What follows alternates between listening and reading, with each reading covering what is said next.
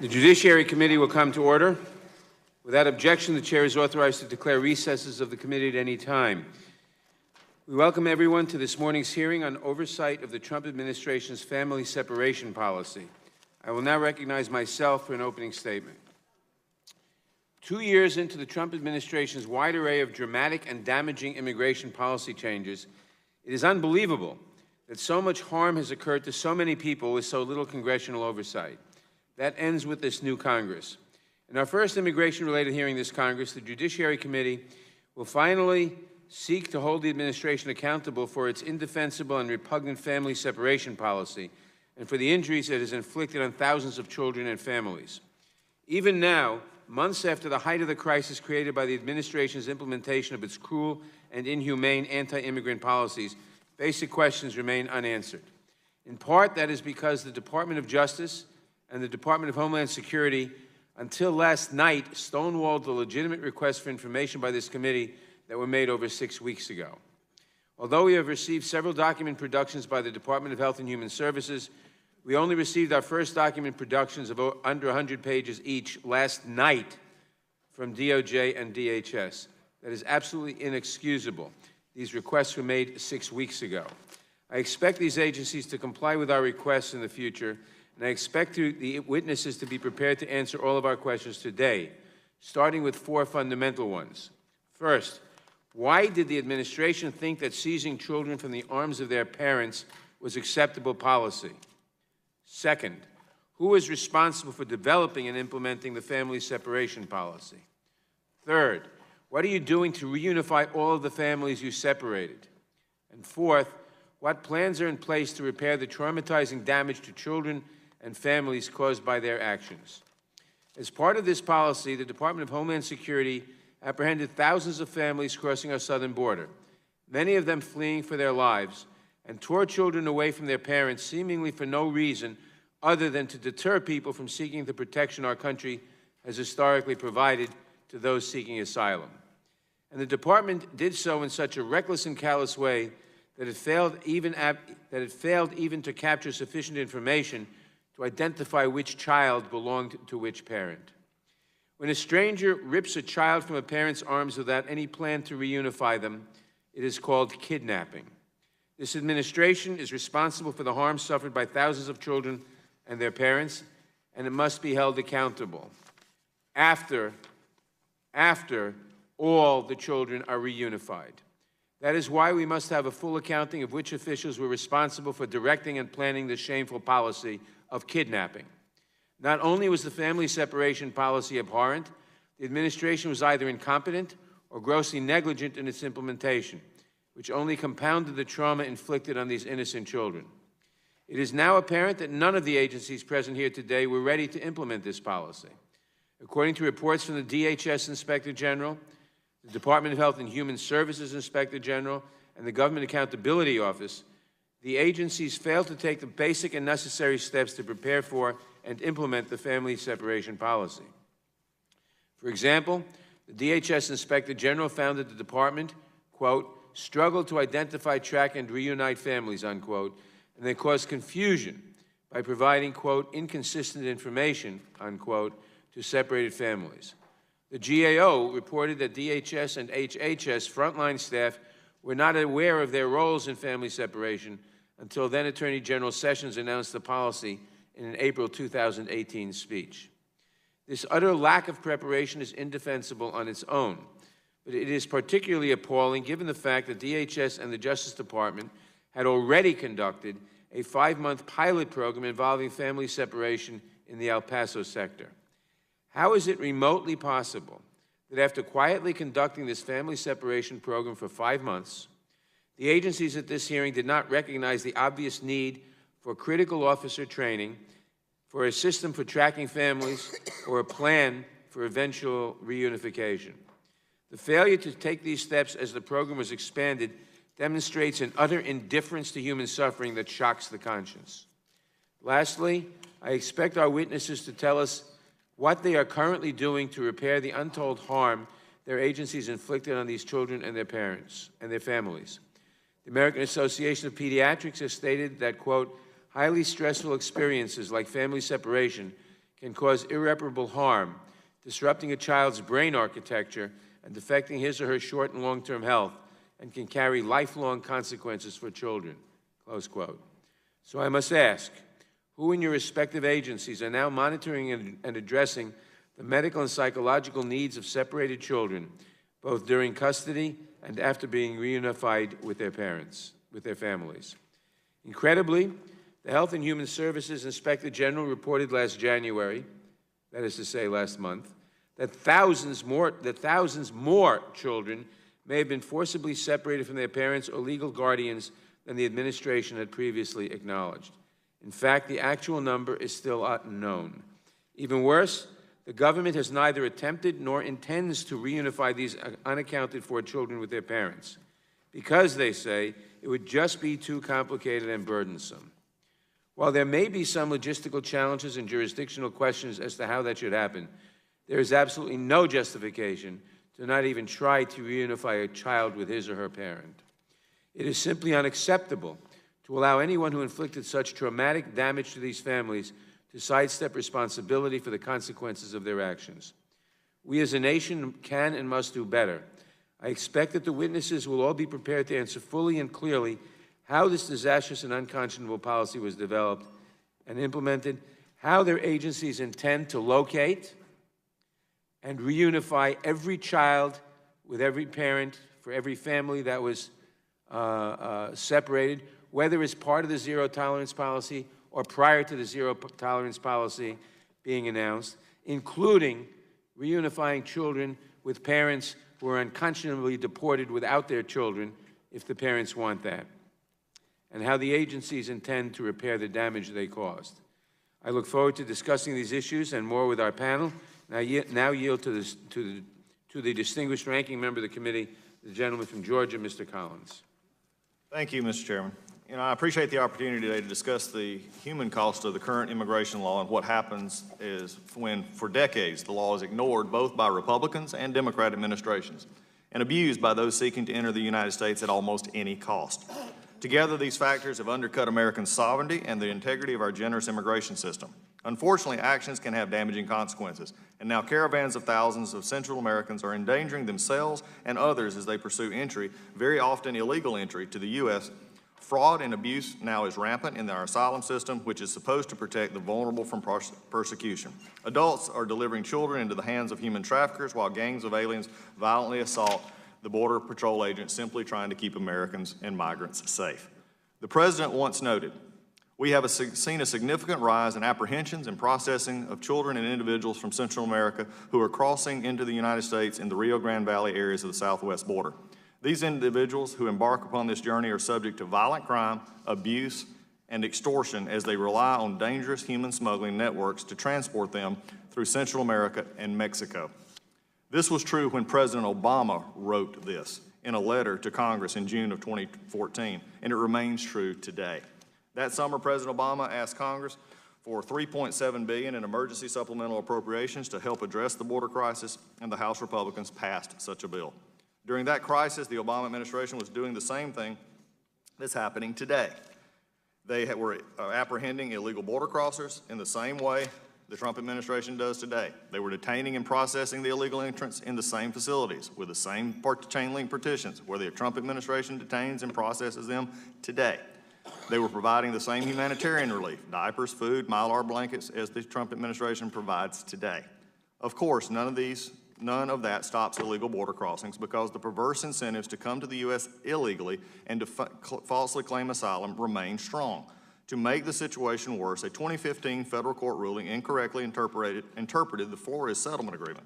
That ruling provided more incentive for aliens to come to the U.S. illegally since word got out that adults who bring a child with them across the border are guaranteed release into America's interior within a matter of days. The Obama administration rightly appealed the ruling but lost, leaving Congress the duty to act on what should be a bipartisan humanitarian policy correcting the errant Flores ruling. So here we are 5 years later. Misguided policies, inconsistent enforcement, and limited resources have further fueled the humanitarian border crisis. Family unit apprehensions are up 280% over the same time last year, and overall apprehensions by Border Patrol are up 81%. Agents routinely see groups of 300 or more aliens enter together illegally as Central American caravans filled with family units, unaccompanied minors, and single adults have become the norm. My colleagues across the aisle have offered no solutions to secure the border and end the perverse incentives that cause children to be trafficked and abused on the journey north, or honor illegal immigrants by fighting the widespread abuse of the current system.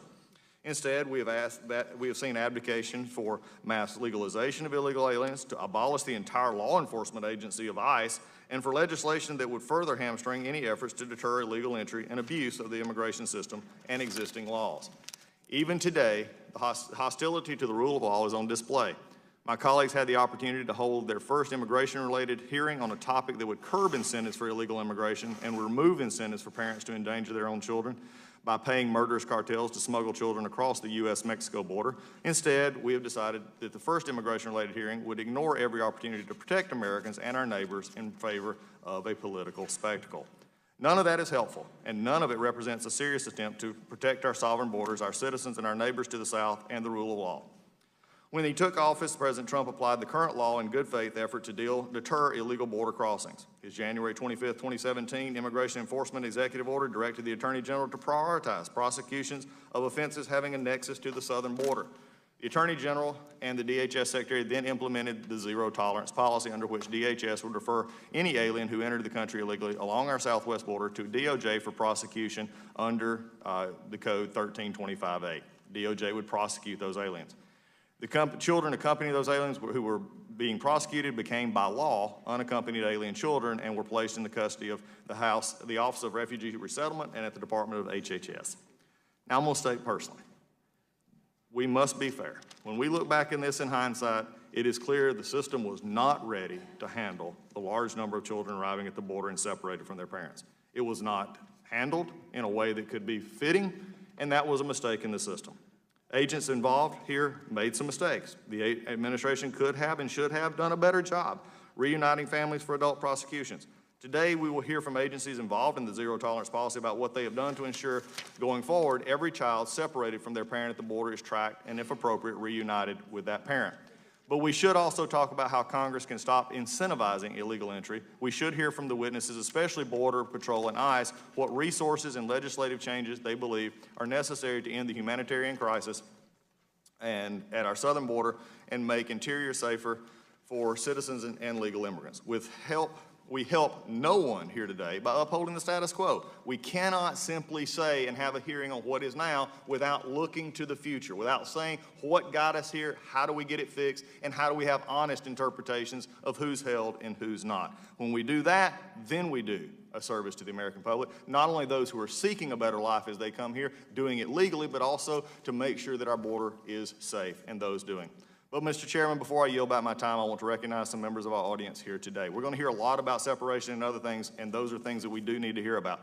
But with us in this room today are Mary Ann Mendoza, son, Police Sergeant Brandon Mendoza, who was killed by a criminal illegal alien who was driving while intoxicated. Steve Ronenbach, whose son, Grant Ronenbach, was killed by an illegal alien who, while working at a convenience store that the alien had decided to rob. And Marla Wolf, whose husband, FBI agent Carlos Wolf, was killed by a criminal illegal alien while he's standing next to his vehicle on the side of the road. Our immigration system, for those who have heard me speak before, is broken.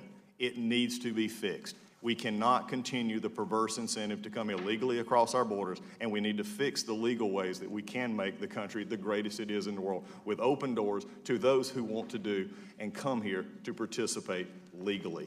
This is our problem. This is what we should be dealing with today. And that is my hope, Mr. Chairman, as I yield back.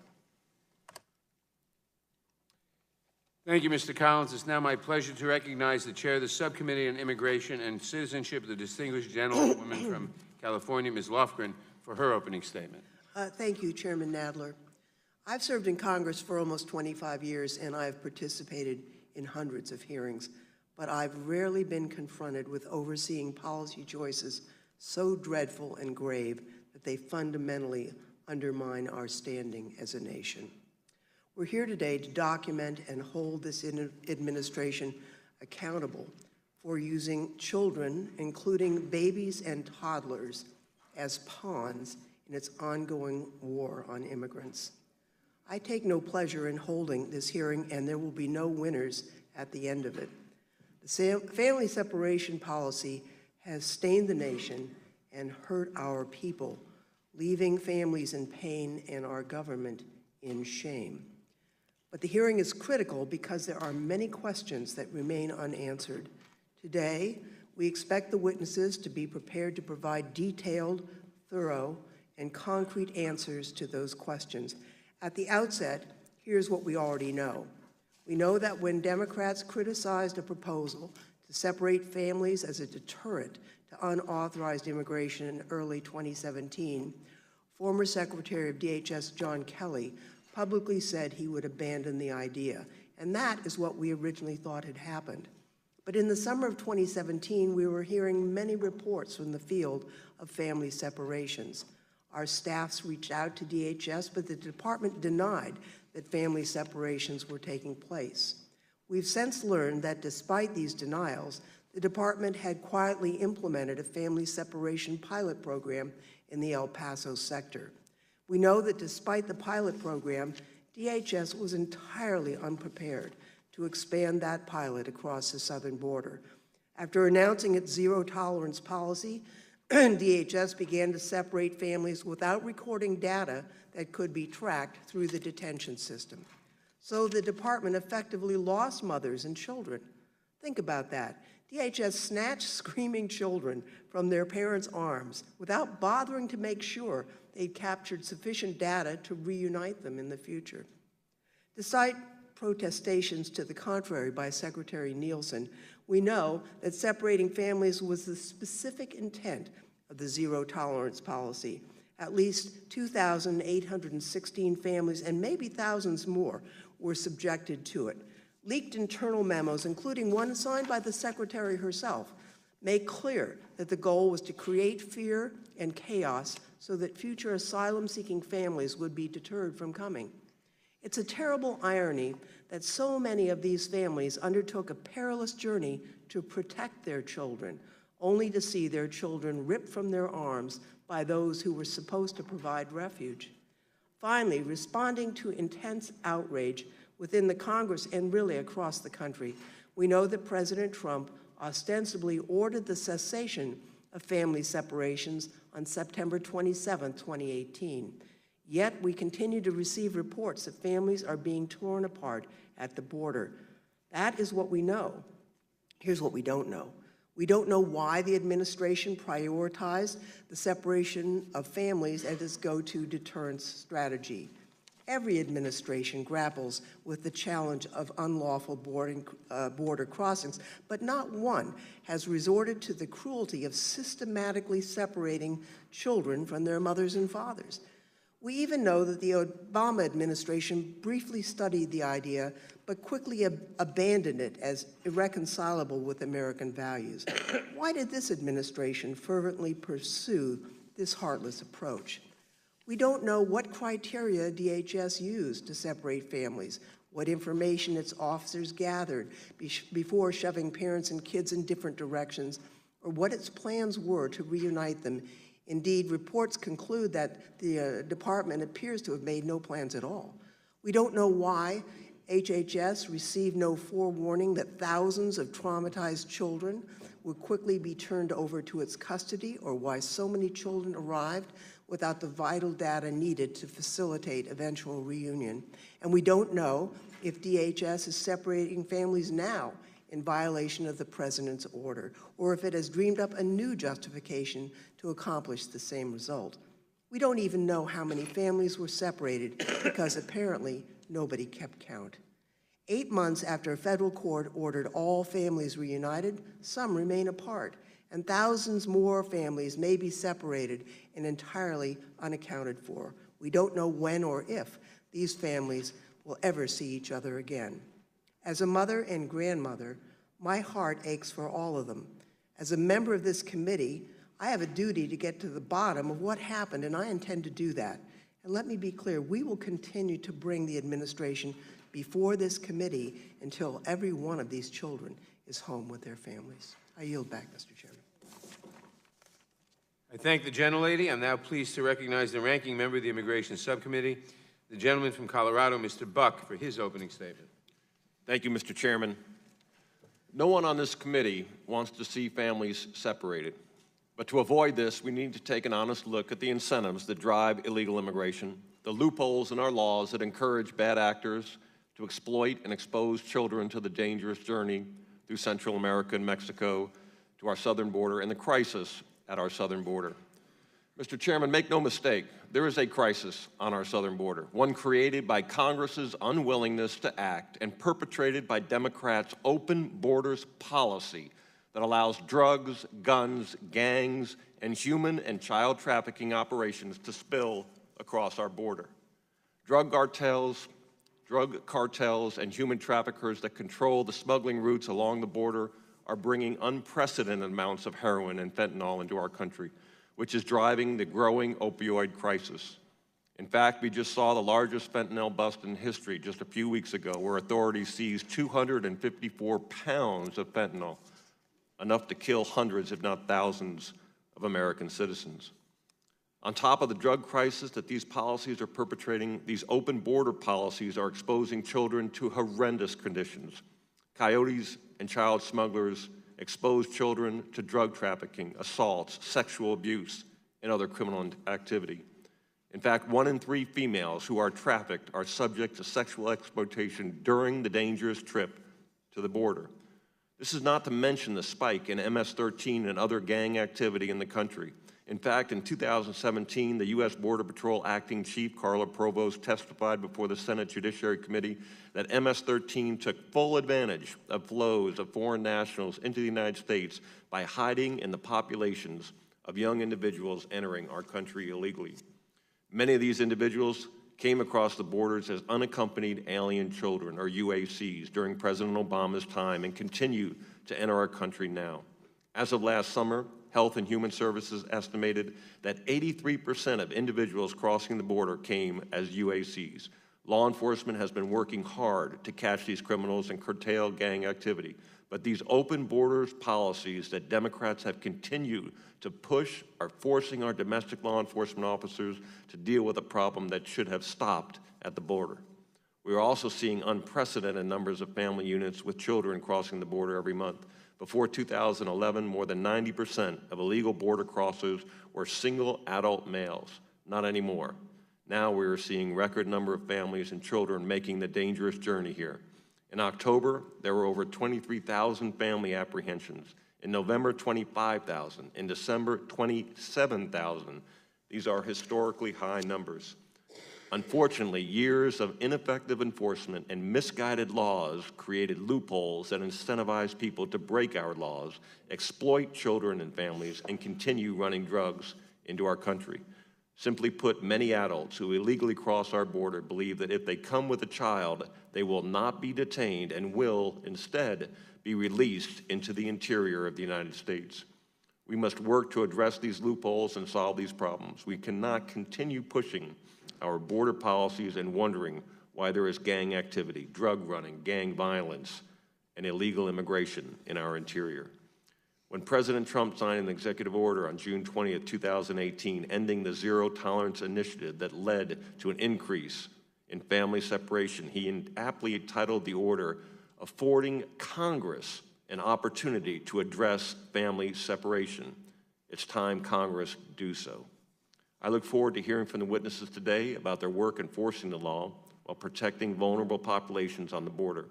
I look forward to hearing how Congress can act to address the root causes of exploitation of children on our southern border, and how Congress can act to protect those truly seeking refuge while eliminating frivolous claims that clog our immigration courts. I yield back. I thank the gentleman. I'll now introduce today's witnesses.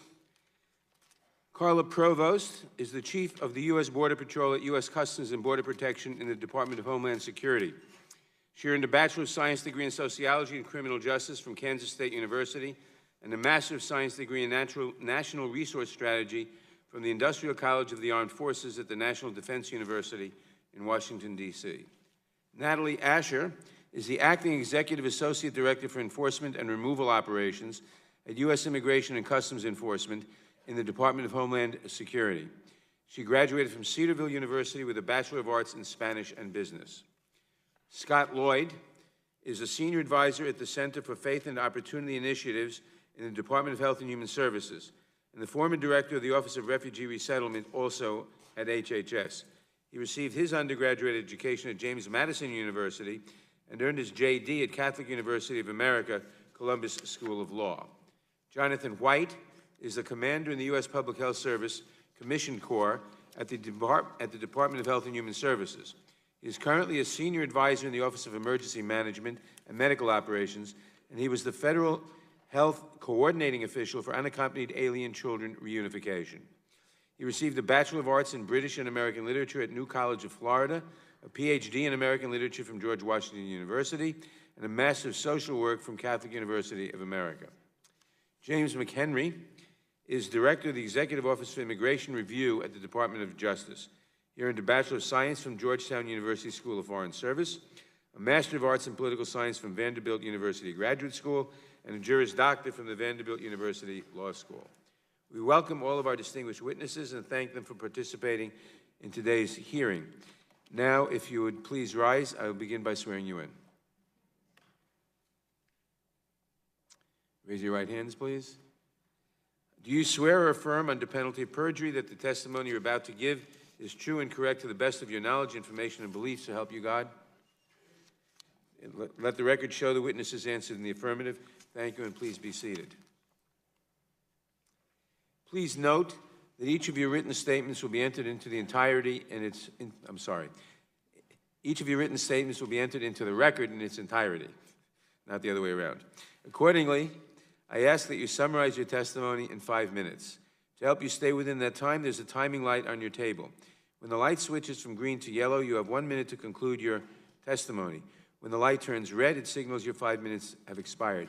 Before I call on Chief Provost to begin, I want to make one comment, and that is that regardless of the intelligence or lack of intelligence of our immigration policy, regardless of the efficiency or lack of efficiency of our enforcement of that policy, regardless of anything else,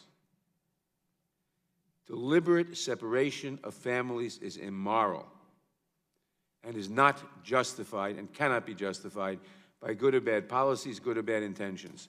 There are no good intentions about dragging children away from their parents, and there are no excuses. And the purpose of this hearing is to find out why it happened and how we're going to set it right. I'll now recognize our first witness. Chief Provost, you may begin. Good morning, Chairman Nadler, Ranking Member Collins, and members of the committee. It is my honor to appear before you today on behalf of U.S. Customs and Border Protection. As the Chief of the United States Border Patrol, I could not be more proud to represent the men and women who dedicate their lives to our border security mission. I am honored to work alongside these well-trained, experienced, and compassionate law enforcement professionals. You have asked me to speak today about the Zero Tolerance Prosecution Initiative. Since June 20th, 2018, Zero Tolerance has focused on single adults who violate the law by crossing the border illegally. It no longer applies to parents or legal guardians who cross the border with children. With no consequences to crossing the border illegally, the flow of family units across our southwest border is unprecedented. In the first 4 months of fiscal year 19, family unit apprehensions along the southwest border are 290% higher than the same period last year. For the first time in our history, family units and unaccompanied alien children make up 60% of southwest border apprehensions. We are also seeing a dangerous new trend. Families and unaccompanied children are crossing in large groups ranging from 100 to nearly 350 people, 68 groups so far this year, compared to only 13 last year and 2 the year before. The gaps created by layers of outdated laws and judicial rulings related to the treatment of minors are a significant pull factor for this population. Would-be border crossers know that under our current system, adults with children will neither be detained during their immigration proceedings nor prosecuted for illegal entry. As word of mouth and social media spread news of their release into the United States, more migrants are emboldened to make this dangerous journey. Unless Congress addresses Flores and TVPRA, we expect this influx to not only continue, but escalate. Sorry, unless Congress adopts, you said 2 things? I'm sorry, unless Congress addresses Flores and TVPRA, we expect this influx to not only continue, but escalate. Every agency represented here today is affected by this phenomenon. Border Patrol is uniquely impacted, as we are the only part of the system with no ability to control who comes our way and when or where they do it. Ports of entry have hours of operation. ICE and HHS arrange placement before individuals enter their custody, and immigration courts schedule dockets. Not only are my agents apprehending over 2,000 people every day, but our ability to transfer people out of our custody is dependent upon the capacity of our partners. Our temporary holding facilities were simply not set up to process and care for a population of this size and demographic. This situation is unsustainable both for our operations and for those in our care and custody. Each day, nearly 25% of my agents are diverted away from our border security mission to care for, transport, and process family members and unaccompanied children. As more migrants arrive with medical needs, agents are transporting and escorting an average of 55 people a day to medical facilities. We are committed to addressing this humanitarian need, but we know that when agents are occupied, narcotic smugglers, criminal aliens, gang members, and others use the opportunity to violate our borders and our laws. There is an ongoing debate about whether this constitutes a border security crisis or a humanitarian crisis. Let me be clear, it is both. I've been asked many times how the current situation can be a crisis compared to years when we surpassed 1 million apprehensions. To understand the numbers, you have to look at what is happening on the ground. In the 1990s, a time when Mexican nationals represented up to 90% of apprehensions, an agent might have apprehended and returned the same individual multiple times within one shift.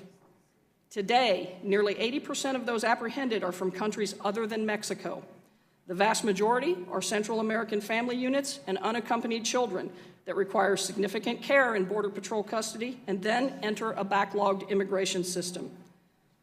What the numbers don't show is how my men and women care for these vulnerable populations with the limited resources that they have. As I have said before, we do not leave our humanity behind when we report for duty. This humanitarian and border security crisis demands whole-of-government solutions. Within Border Patrol's mission, we know that a combination of barriers, technology, and personnel will improve our operational control of the border. I thank Congress for the down payments on these investments and for addressing the humanitarian costs that have depleted our operational funds at the expense of fuel, gear, and equipment my agents need to do their jobs. However, to achieve lasting change, Congress must address vulnerabilities in our legal framework that encourage parents to bring or send their children on a very dangerous journey to our border. Reducing the humanitarian demands on our resources lets us focus on the critical border security mission the nation has entrusted us to fulfill. Thank you for the opportunity to appear before you today, and I look forward to your questions. Thank you. Ms. Asher. Good morning, Chairman Nadler, Ranking Member Collins, and distinguished members of the committee. I am Natalie Asher, Acting Executive Associate Director for U.S. Immigration and Customs Enforcement and Removal Operations.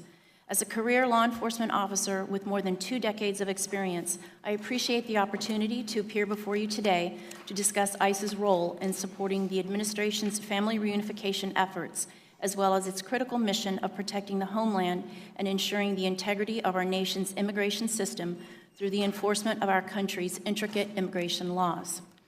When the zero-tolerance policy was announced, ICE was called upon to assist CBP by arranging transportation for children to HHS custody and providing adult detention beds for the parents.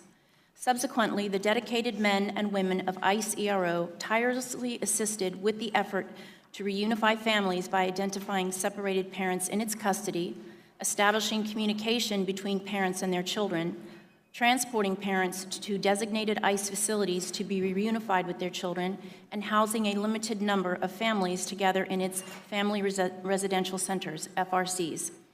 As they already do on a daily basis, these law enforcement and support personnel of ERO carried out this unprecedented mission with the utmost professionalism and compassion, and I stand proud of their accomplishment in this endeavor. In February 2018, the ACLU filed a lawsuit, Miss L v. ICE, alleging the separation of parents and children violated the alien's constitutional right to maintain family unity during immigration proceedings. The court later certified a class of plaintiffs consisting of parents in DHS custody whose children were separated from them at the border. The court excluded from the class parents with criminal history or communicable diseases or those apprehended in the interior. Despite a host of logistical challenges, ICE and its partners have done everything possible to comply with these findings. These efforts have been praised by the court, which noted the government deserved great credit for its efforts. To be clear, throughout the reunification process, the government's primary goal has been the protection and care of the children involved, and ICE has carried out its supporting role with this goal in mind. During the reunification process, ICE's primary role consisted of ensuring that separated parents in ICE custody were identified, could communicate with their children in HHS custody, and could be transported to a designated center for reunification. Due to the volume of separations under the zero-tolerance policy, ICE developed a process for coordinating closely with partner agencies and for sharing relevant data in real time. ERO worked closely with Border Patrol and HHS to identify these parents, a challenging process which involved manual comparison of information across agencies. Additionally, to ensure that parents could communicate with their children in HHS custody, ERO officers and HHS staff worked together to facilitate communications via telephone, Skype, and FaceTime. ICE also displayed posters in multiple languages throughout the adult detention facilities to explain how parents could request an opportunity to communicate with their children who were in HHS custody. To streamline the reunification process, EROs San Antonio, El Paso, and Phoenix were designated as centers of reunification for children ages 5 to 17, whose parents were eligible to be reunified based on an HHS evaluation. ICE then transported parents to these designated locations for reunification while closely coordinating with local NGOs to ensure that necessary services such as food, shelter, clothing, and travel were available for the families as they continued to their intended final destinations.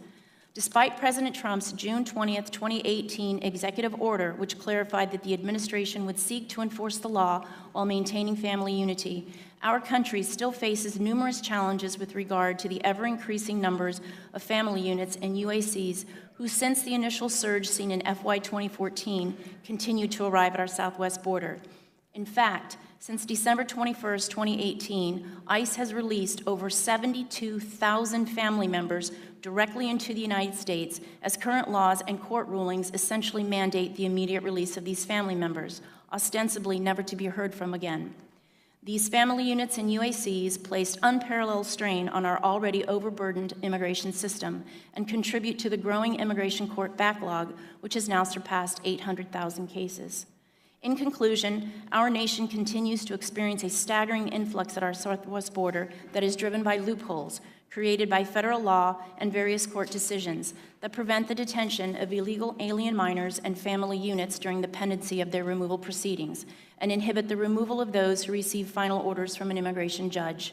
As a result, legislative changes of outdated laws are needed to ensure that DHS and ICE have the necessary authorities to ensure the safe and successful repatriation of persons who have had their day in court and been ordered removed in accordance with our laws. Thank you again for the opportunity to appear before you today, and I would be pleased to answer your questions.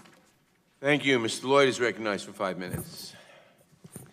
Chairman Nadler and Ranking Member Collins, thank you for the opportunity to speak to you today regarding my past efforts as Director of Office of Refugee Resettlement.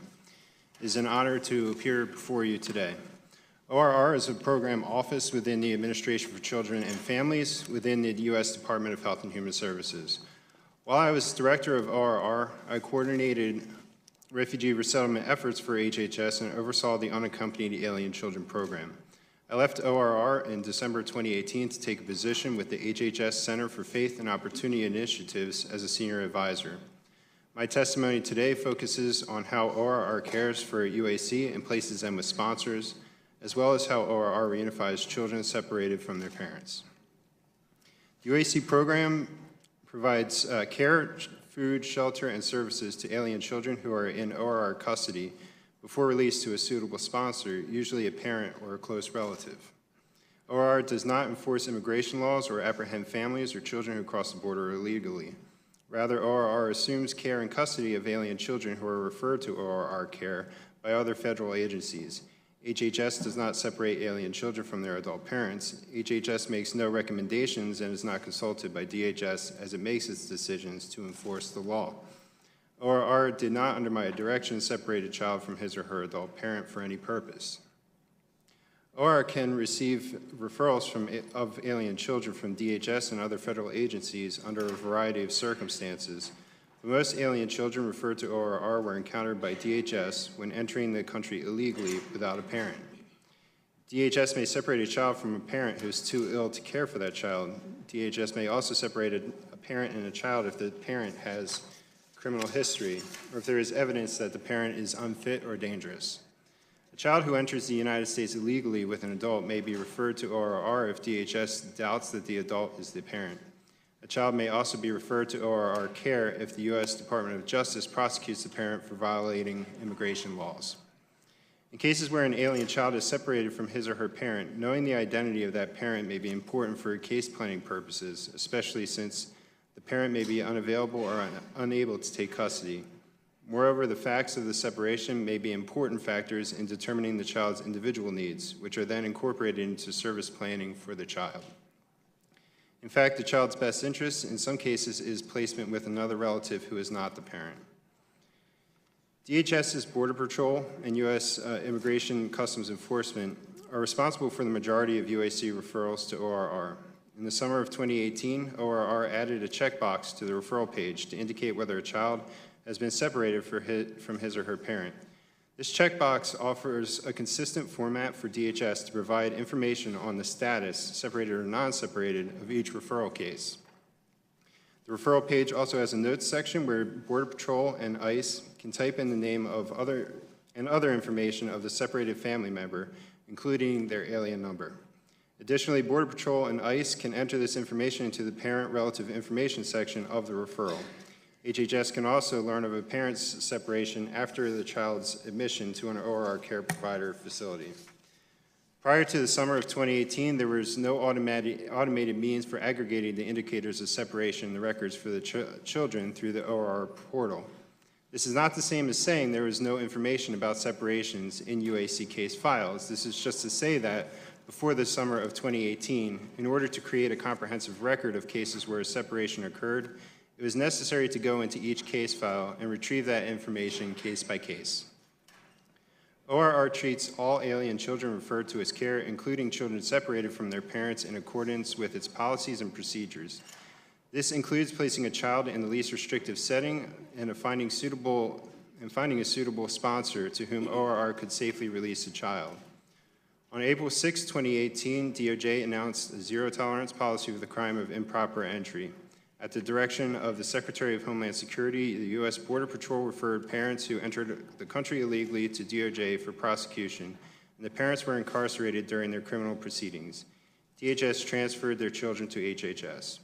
On June 20th, 2018, President Trump issued an executive order, and the decision in the case of Miss L versus ICE changed the operational picture for HHS considerably. HHS Secretary Azar tasked the incident management team from the Office of the Assistant Secretary for Preparedness and Response and ORR to focus on reunifying the children of Miss L class members. I supported the incident management team while managing the rest of ORR's programs, including the more than 10,000 other alien children who are not separated from parents. ORR has now reunified nearly all of the children of potential Miss L class members. I'm aware that ORR has taken additional steps to enhance its processes, but I'm no longer involved in ORR's operations, and so I'm not able to discuss current ORR processes in further detail. However, I do have great confidence in the ability of Assistant Secretary Johnson, Acting ORR Director Jonathan Hayes, and the ORR career staff to serve the UAC population compassionately. Thank you for this opportunity to discuss the UAC program and for your commitment to the safety and well-being of alien children. I'll be happy to answer any questions. Thank you. Commander White is recognized for 5 minutes. Good morning, Chairman Nadler, Ranking Member Collins, and members of the committee. It's my honor to appear for you today on behalf of the U.S. Department of Health and Human Services. My name is Jonathan White. I'm a career officer in the United States Public Health Service Commission Corps. I'm a clinical social worker and an emergency manager. I'm presently assigned to the Office of the Assistant Secretary for Preparedness and Response, and I previously served as the Deputy Director of the Office of Refugee Resettlement, the senior career official over the Unaccompanied Alien Children's Program.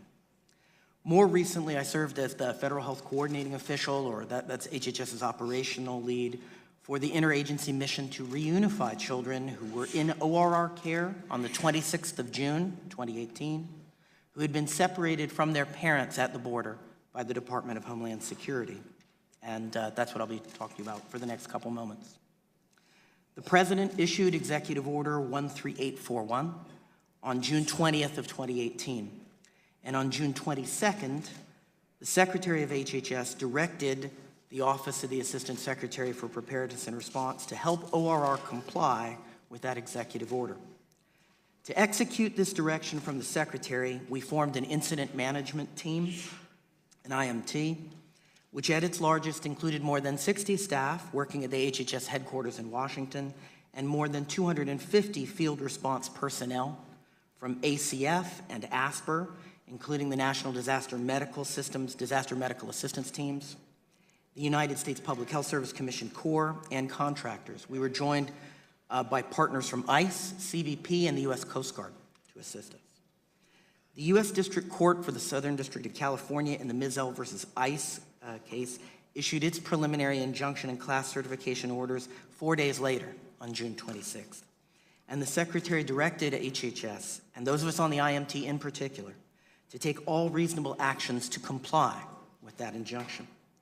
The orders required the reunification of children in ORR care as of June 26th, who had parents who might potentially be Mizell class members. And as a result, our first task was to identify and develop a list of the children in ORR care who were the possible children of Mizell class members. To do that, we worked closely with DHS, including both CBP and ICE, to try to identify all the parents of children in ORR care who potentially met the court's criteria for class membership. We formed an interagency data team that analyzed more than 60 sets of aggregated data from CBP and ICE, as well as the individualized case management records for children in our ORR UAC portal, that's our IT system of record. Collectively, hundreds of HHS personnel manually reviewed the case management records for every child in ORR care as of the 26th of June, looking for any indication anywhere in their record that they were possibly separated. And ORR also required every one of its more than approximately 110 residential shelter programs to provide a certified list under penalty of perjury of the children in that program's care that shelter staff believed were potentially separated. So going forward, ORR continued to amass new information about the children in ORR care through the case management process, and we recategorized children where appropriate based on that information. As a result, we have fully accounted for such children who were in ORR care on the 26th of June, 2018. To be clear, as I have said before, the count of 2,816 children does not include children who were discharged by ORR before June 26th, and it doesn't include children referred to ORR care after that date. Working in close partnership with colleagues in ICE, DOJ, and the Department of State, we first worked to reunify children with parents in ICE custody. This was an unprecedented effort requiring a novel process that we developed together and which the Mizell court approved. Under the compressed schedule required by the court order of 15 days for children under the age of 5 and 30 days for children between the ages of 5 and 17, we reunified 1,441 children with parents in ICE custody. All of the children of eligible and available Mizell class members in ICE custody.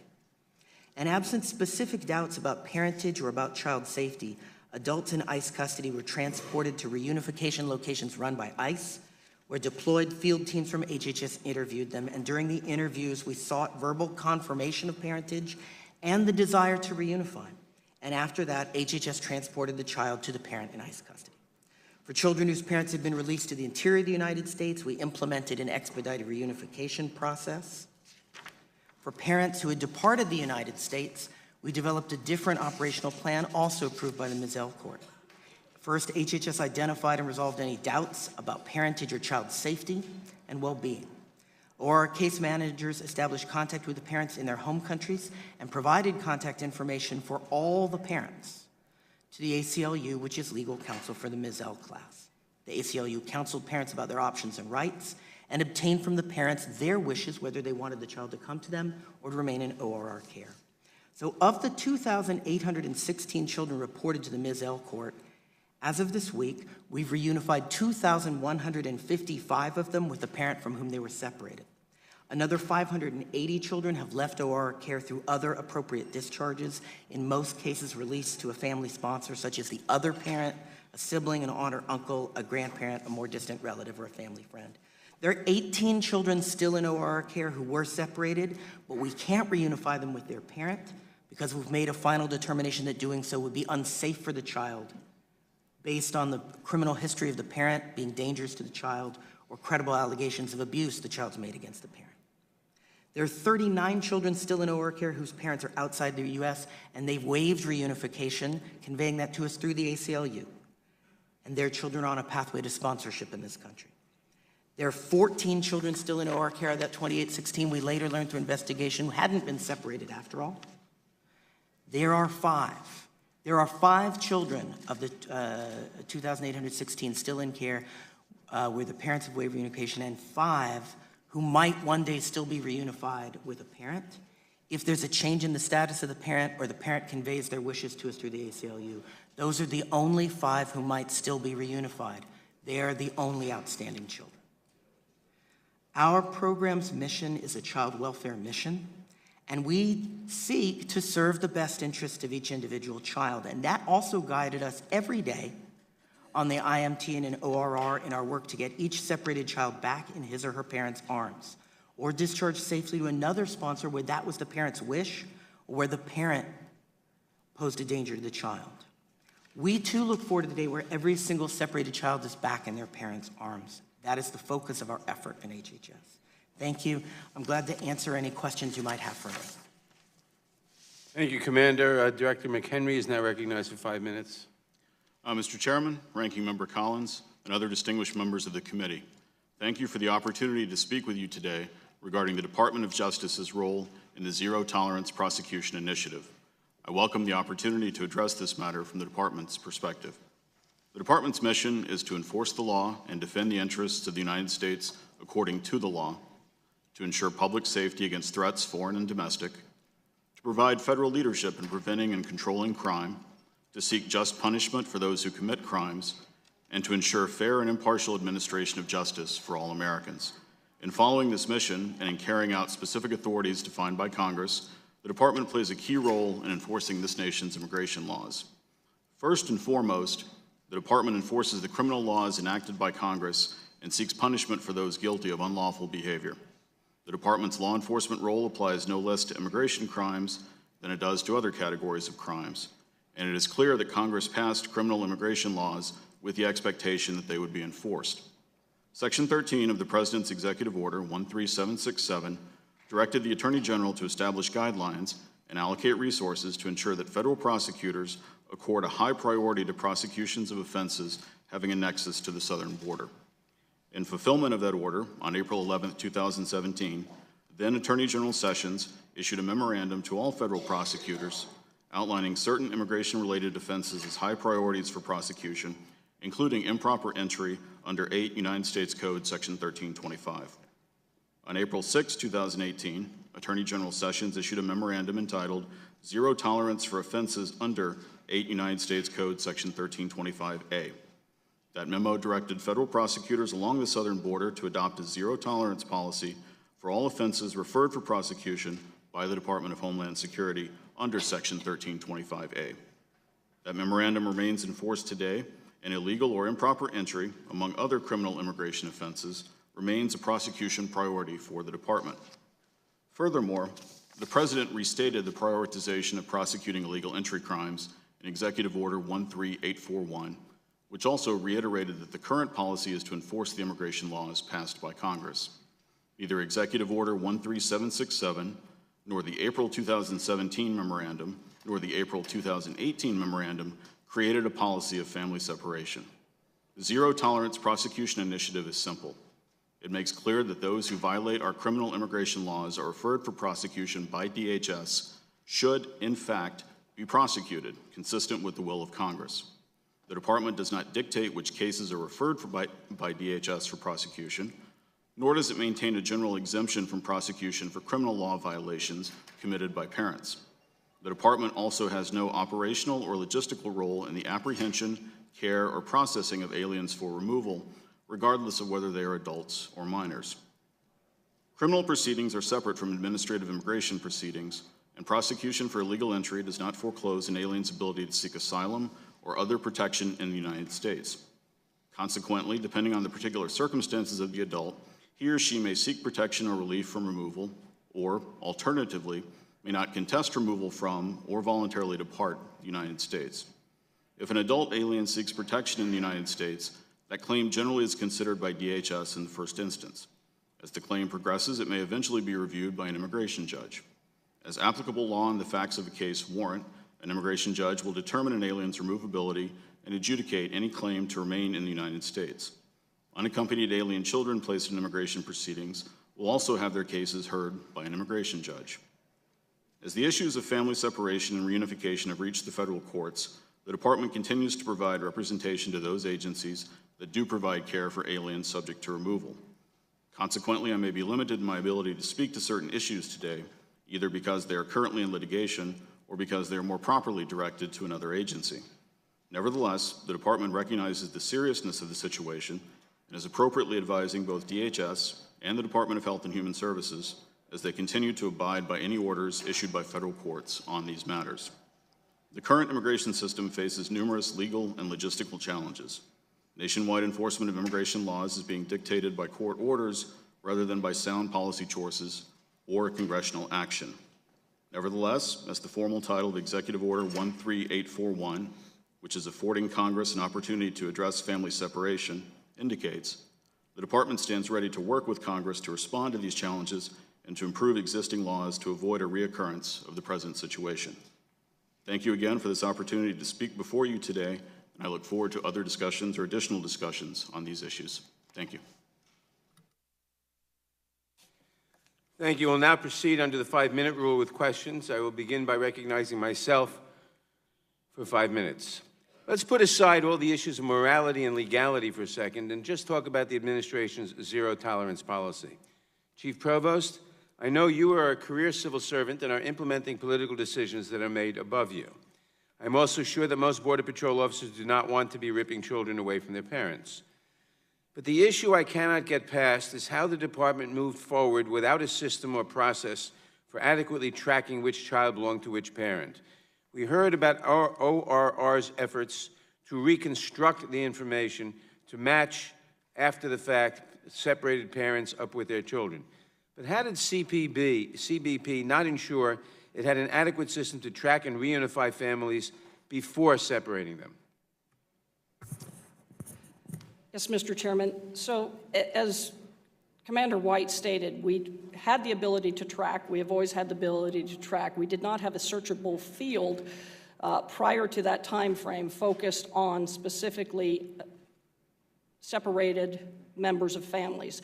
Every separation, though, that we have done during that time and since has had alien registration numbers tied with the parent to the child. Thus, then why have they had trouble finding the kids? We had to do manual searches because we did not have a searchable field prior to that time. Since then, we have updated that, as Commander White stated as well, with a searchable field to make it much easier to pull that information from our systems. So in other words, you're saying the Border Patrol was not prepared to implement the zero-tolerance policy when it went into effect in April of 2018 because you didn't have a searchable field, among other things? The prosecution initiative was exactly that. It was focused on prosecuting every amenable adult, and we did have the ability to track those prosecutions. But one of the effects of that was that you took kids away from their parents when you didn't have a searchable field and were not prepared to reunify them and to have the information to reunify them. Is that correct? We had the information. We had the ability to provide the information. It took a manual poll at that point in time for it. Since then, lessons learned, we have updated the system with a searchable field. We so have that just we can found get out those in numbers. court that there were perhaps thousands of kids taken away from their parents prior to the initiation of the zero tolerance policy. Do we know the names of the kids, the names of the parents, the location of both, so that they can be reunified quickly? And if not, why not? We have, throughout my career, always had cases where we have separated family members. That is something that has gone on throughout numerous administrations. And when you did It that, is- you had adequate information to reunify them quickly?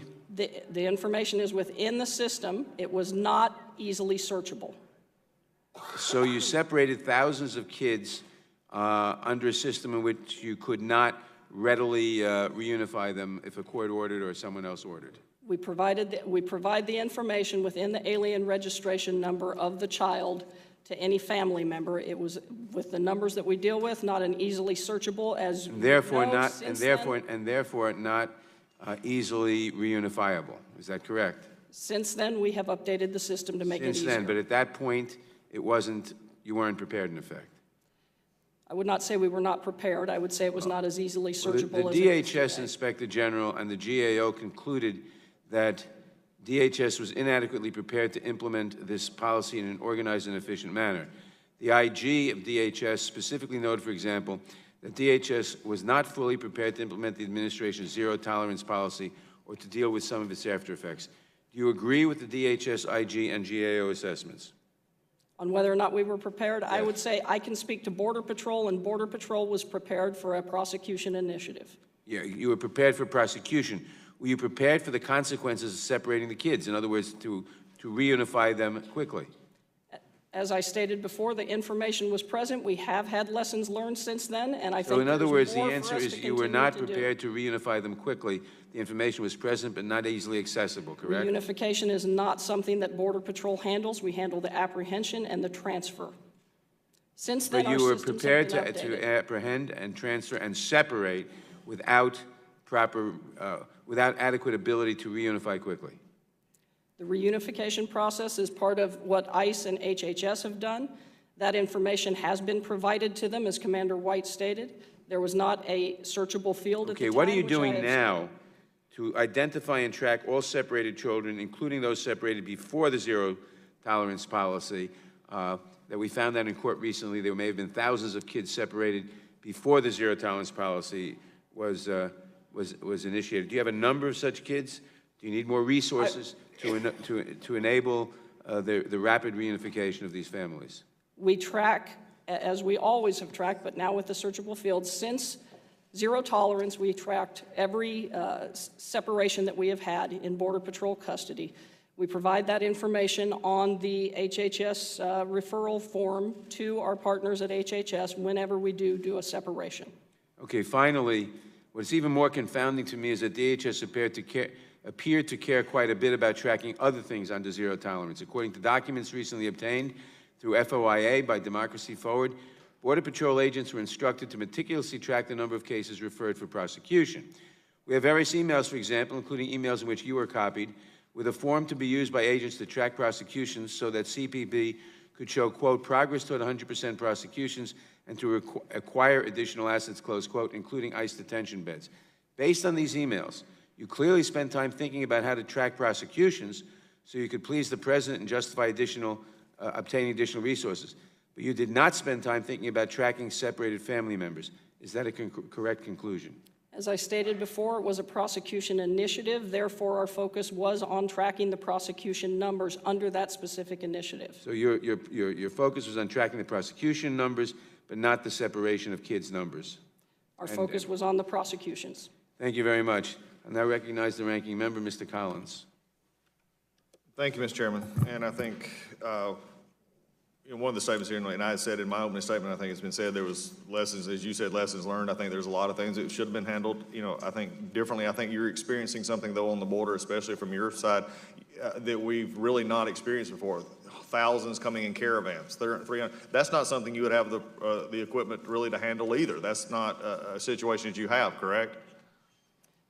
Yes, sir. As I stated in my opening statement, we have a humanitarian and a border security crisis going on right now. Well, let's get into that, because I think this is, and we're going to discuss a lot of this, today as far as what had happened. Let's also look forward to what can we do to stop this in the future, and how can we look at that. And I think this could possibly be something we could definitely look at bipartisanly. Can you explain how a low credible fear standard and the Flores Settlement Agreement interpretation and as you said earlier, the Trafficking Victims Protection Act all act as incentives for aliens to exploit children and take dangerous journey to the U.S.-Mexico border, and what can we do to address that in legislation? Well, specifically, when it comes to Flores, it creates a pull factor since 2015, when a court decision made a determination to treat all children the same as unaccompanied alien children, where they could not be detained longer than 20 days. That's the pull factor that comes with, if you bring a child with you, the expectation of being released into the country. When it comes to TVPRA, it is the differences in how children are treated, whether they come from a contiguous country, Canada or Mexico, versus if they come from a non-contiguous country. And those issues need to be addressed to stop those pull factors. And Ms. Asher, I want you to answer this question, but I want to go back to this in general. But also, is it in some way, especially in I believe it's the victim protection, they're released into custody many times of a family member who is here, probably and illegal in many cases, who possibly actually initiated the trip across the border with a coyote or something to get them across the border. In some ways, we're actually, because of the policy we have, we're finishing the contract in some ways. Would that be a fair statement? Yes, there are, all of those things are push towards pull factors. I guess I shouldn't say push, create those pull factors for them to come. The smugglers take advantage of those individuals as well. It's a dangerous journey for all of them to be coming. We don't want them making that dangerous trip. Certainly don't want them crossing illegally between the ports of entry if they do make that journey, because the smugglers take advantage of them. But there are several factors that play into the continued increased numbers. And just to speak of those numbers, in June of 2018, we had 9,000 family units cross the border. This month, in February, the shortest month in the year, we are already over 30,000. Wow. Ms. Asher, would you go back to the Flores, the original question, the Flores and others, how that affects, especially from my perspective? Yes, sir. Thank you for the question. So to reiterate the Chief's point, clearly without the ability to detain families, and that is what the Flores Act does prevent us from doing. As you well know, we cannot detain families beyond 20 days. Clearly, we cannot get any proceedings started. We're lucky if we get the credible fear process done. It's essentially a throughput as current family residential centers exist today. So again, the smuggling organizations play well to our vulnerabilities. It's highly marketable, clearly, for families, for individuals to make unlawful entry into the United States as a family unit versus a single adult, knowing that the opportunity to detain these individuals for the pendency of their immigration proceedings is virtually impossible. And I know, look, in Congress many times I know it's amazing that we make blanket statements that cover everything, never this, never that. But one of the things that is often said is they talk about fraud, and many times it's blown off as, well, it doesn't happen. But between April 19, 2018 and September 30, 2018, DHS identified 336 claimed family unit members who were separated due to a lack of family relationship. That's an interesting, Ms. Asher, from the border side, it does show that there is, what we just talked about, a issue of fraud and others that is happening because of the way the system is set up now. Would that be a fair statement? Yes, sir, that is correct. The majority of those identifiers of false familial relationships do come from our colleagues in CBP, but then there's that second layer of individuals who since come to us, say, in a family residential center, and on the occasion we learn in that setting that the familial relationship is a fraudulent claim. And I think this is, and my time is running out, but look, this needs, going forward needs to be fixed. There's problems in the past. We're going to have plenty of hearing that today, and I understand the concern. I have those same concerns about, a process that was implemented with, as you said, searchable fields, things like that wasn't happening. Also, as we go forward, though, we've got to put into play things that actually will help this, find a better way to do this for people who want to come here legally, instead of using the incentives and, as we've seen in some cases, fraud, but other things to fix this as we move forward. This needs to be both not only a hearing of what happened, but it needs to be a proactive hearing on what we possibly can do to support what your efforts are, which is many times unthanked. I am thanking you. Thank you for what you do, and with that, I yield back. Now recognize the distinguished gentlelady from California, Ms. Lofgren. Thank you, Mr. Chairman. Commander White, you are a career professional. You didn't make the decision on whether children should be separated, but you had to deal with it once that decision was made. You recently testified before the Committee on Energy and Commerce that you raised concerns about the family separations multiple times, both before and during the zero policy, and you specifically identified then ORR Director Lloyd as one of the individuals you raised concerns to. When did you specifically raise these concerns to Mr. Lloyd, and what were those concerns? I first raised concerns about an ongoing policy proposal discussion. This actually preceded Mr. Lloyd's arrival at ORR. I raised it with HHS beginning in February, beginning on the 17th of February 2017, following the first meeting I attended at which a policy which would have the effect of resulting in family separation was discussed. I raised concerns about that both as regards the effect on children and also the effect on the capacity of the program to serve children, and particularly very young children. I raised those issues on a number of occasions, primarily prior to Mr. Lloyd's arrival and also his arrival.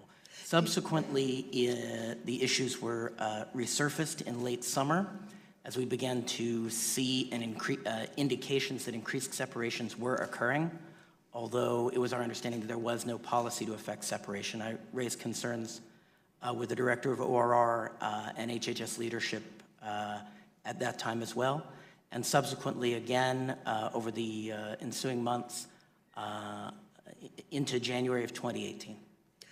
Were those concerns in writing? I identified these concerns primarily in meetings, also in writing. If there are documents, would you please provide them to the committee? I'm confident that HHS will provide all of those documents. Very good. Now, what response did you receive from ORR and Mr. Lloyd and others when you raised these concerns? From the director of ORR and the acting assistant secretary of ACF and the secretary's counselor for human services, I was advised that there was no policy which would result in family separation. All right. You know, I appreciate your comments as to the children in custody on a particular date, but we now have a report from the Office of the Inspector General that there were thousands of children that were, not included in that, or potentially thousands of additional separations.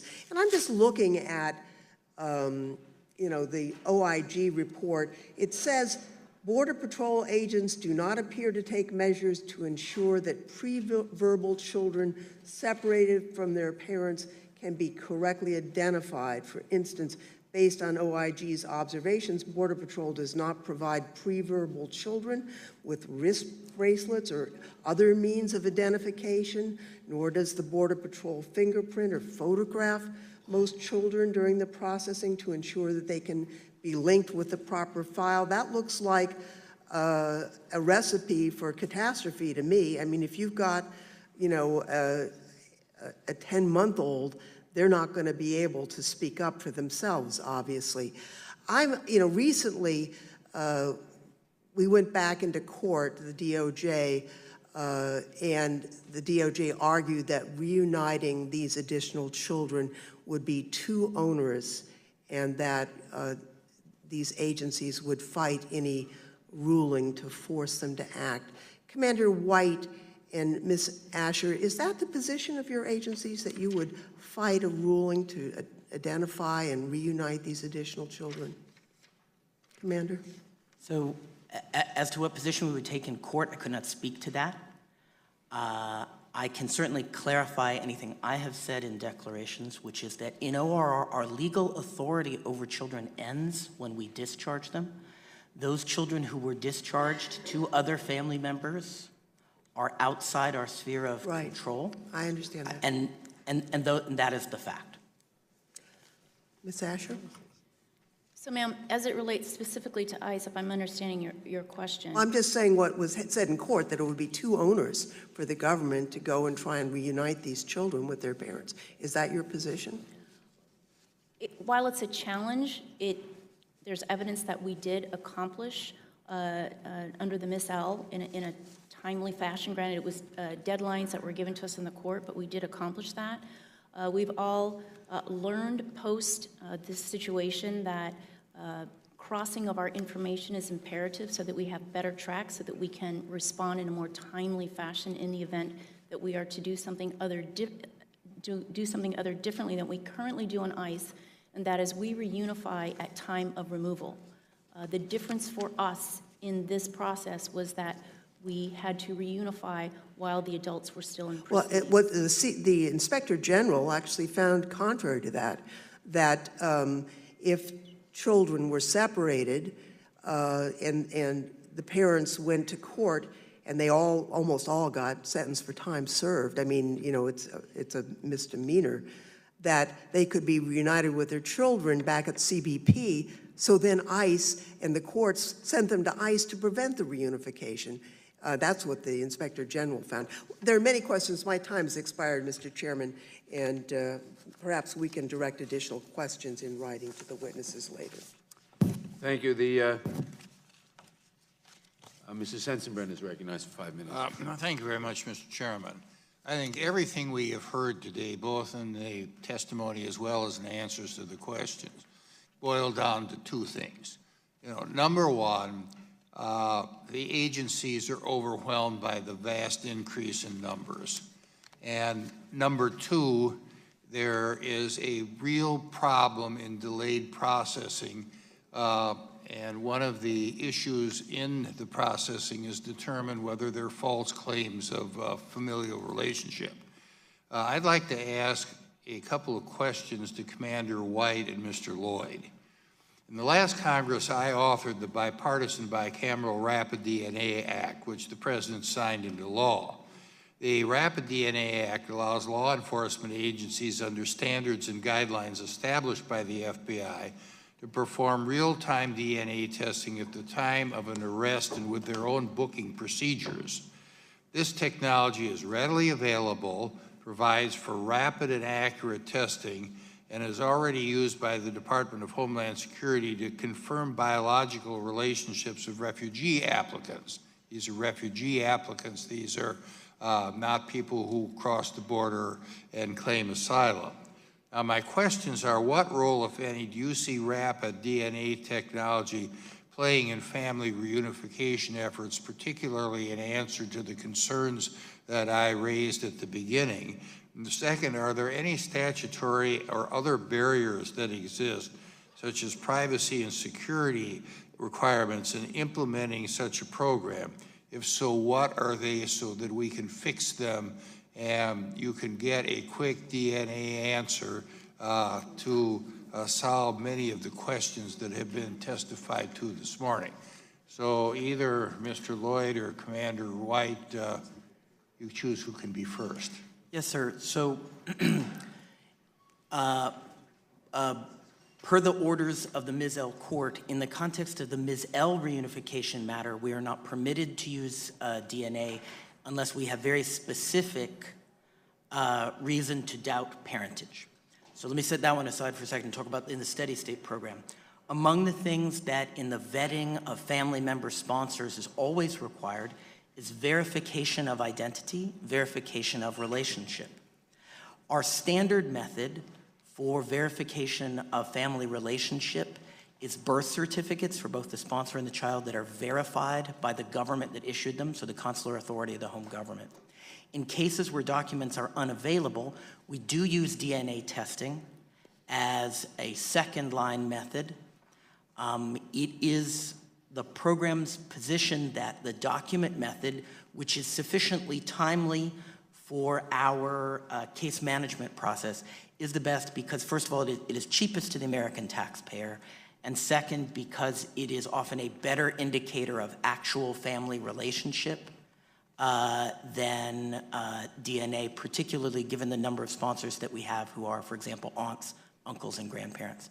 But as to the benefits of a particular DNA method, we need to get back to you about that, but I did want to contextualize those relatively limited circumstances where we use DNA testing. Well, you know, let me ask the question. You know, I know the documents are real good if the person presenting the document is the person who is described in the document. But how are you able to sort out if somebody comes in and hands you a document and the child, for example, you know, is not the person who is described in the document? You know, children's pictures can change pretty quickly from the time the document is issued and the time it's handed over to be examined. So the case management process is fairly robust and has a number of ways that we work, our case managers work to verify identity and to verify relationship. And we follow up on red flags. At present, it is not our practice to use DNA in all cases, nor do I believe that we're appropriated to do so. The cost differential between DNA testing, which currently costs $525 per incident, and the much lower cost of documents on the 40 to 60,000 children we receive each year, makes consular verified documents our preferred method. But we're very open to learning more about rapid DNA testing. When you do use DNA, do you ever use rapid DNA? The provider we use does not. We don't commonly use rapid DNA, and the reason is because our time frame for all the other things that we have to check is longer than the time frame for the standard sort of 1 week turnaround process, including mailing on paternity and maternity verification by DNA. I think it'd be a good idea to give it a try. We're certainly open to learning more. I just wanted to be responsive to your question. Thank you.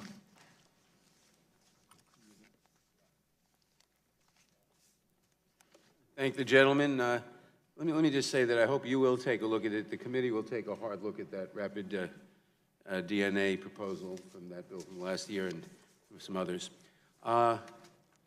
Gentlelady from Texas, Ms. Jackson Lee, is recognized for 5 minutes. Chairman, I'd like to introduce into the record the following documents from Amnesty International, American College of Physicians, the Center for Victims of Torture, U.S. Conference of Catholic Bishops, Migration and Refugee Services, Church World Service, the Episcopal Church, Sojourners, Friends Committee on National Legislation. I ask unanimous consent to submit these into the record. Without objection. Thank you so very much. Let me first of all thank each and every one of you for your service. As a member of the Homeland Security Committee since 9/11, I know the importance of the work you do, understand the importance of the work we do to try to improve systems and processes that reflect the values of this nation. Let me also indicate that anyone who does harm to any citizen, killed or injured, I want everyone in this room to know that they should be immediately brought to justice. None of us on this panel, Democrats or Republicans, would deny that responsibility of bringing people to justice. Let me comment and indicate that the April 6, 2018 Zero Tolerance Initiative of the Trump administration was ill-timed, ill-considered, and inappropriate. According to the GAO report that was given, DHS, we interviewed agencies and they indicated that they did not plan for the potential increase in the number of children separated from their parents of legal guardian or results of the Attorney General's April 28th Zero policy. So they did not plan for the high numbers of those that were being separated from legal parents. And then, of course, the Inspector General said that the DHS was not fully prepared to implement the zero tolerance policy or to deal with certain effects of the policy following implementation, which meant that the government was simply going to fail, and they did fail in doing the job that should be done. So I have a series of questions that I'd like to indicate, but I'd also like to just reflect on these are children. none of whom I think in this particular picture, under 12 maybe, could be a threat to anybody here in the United States of America.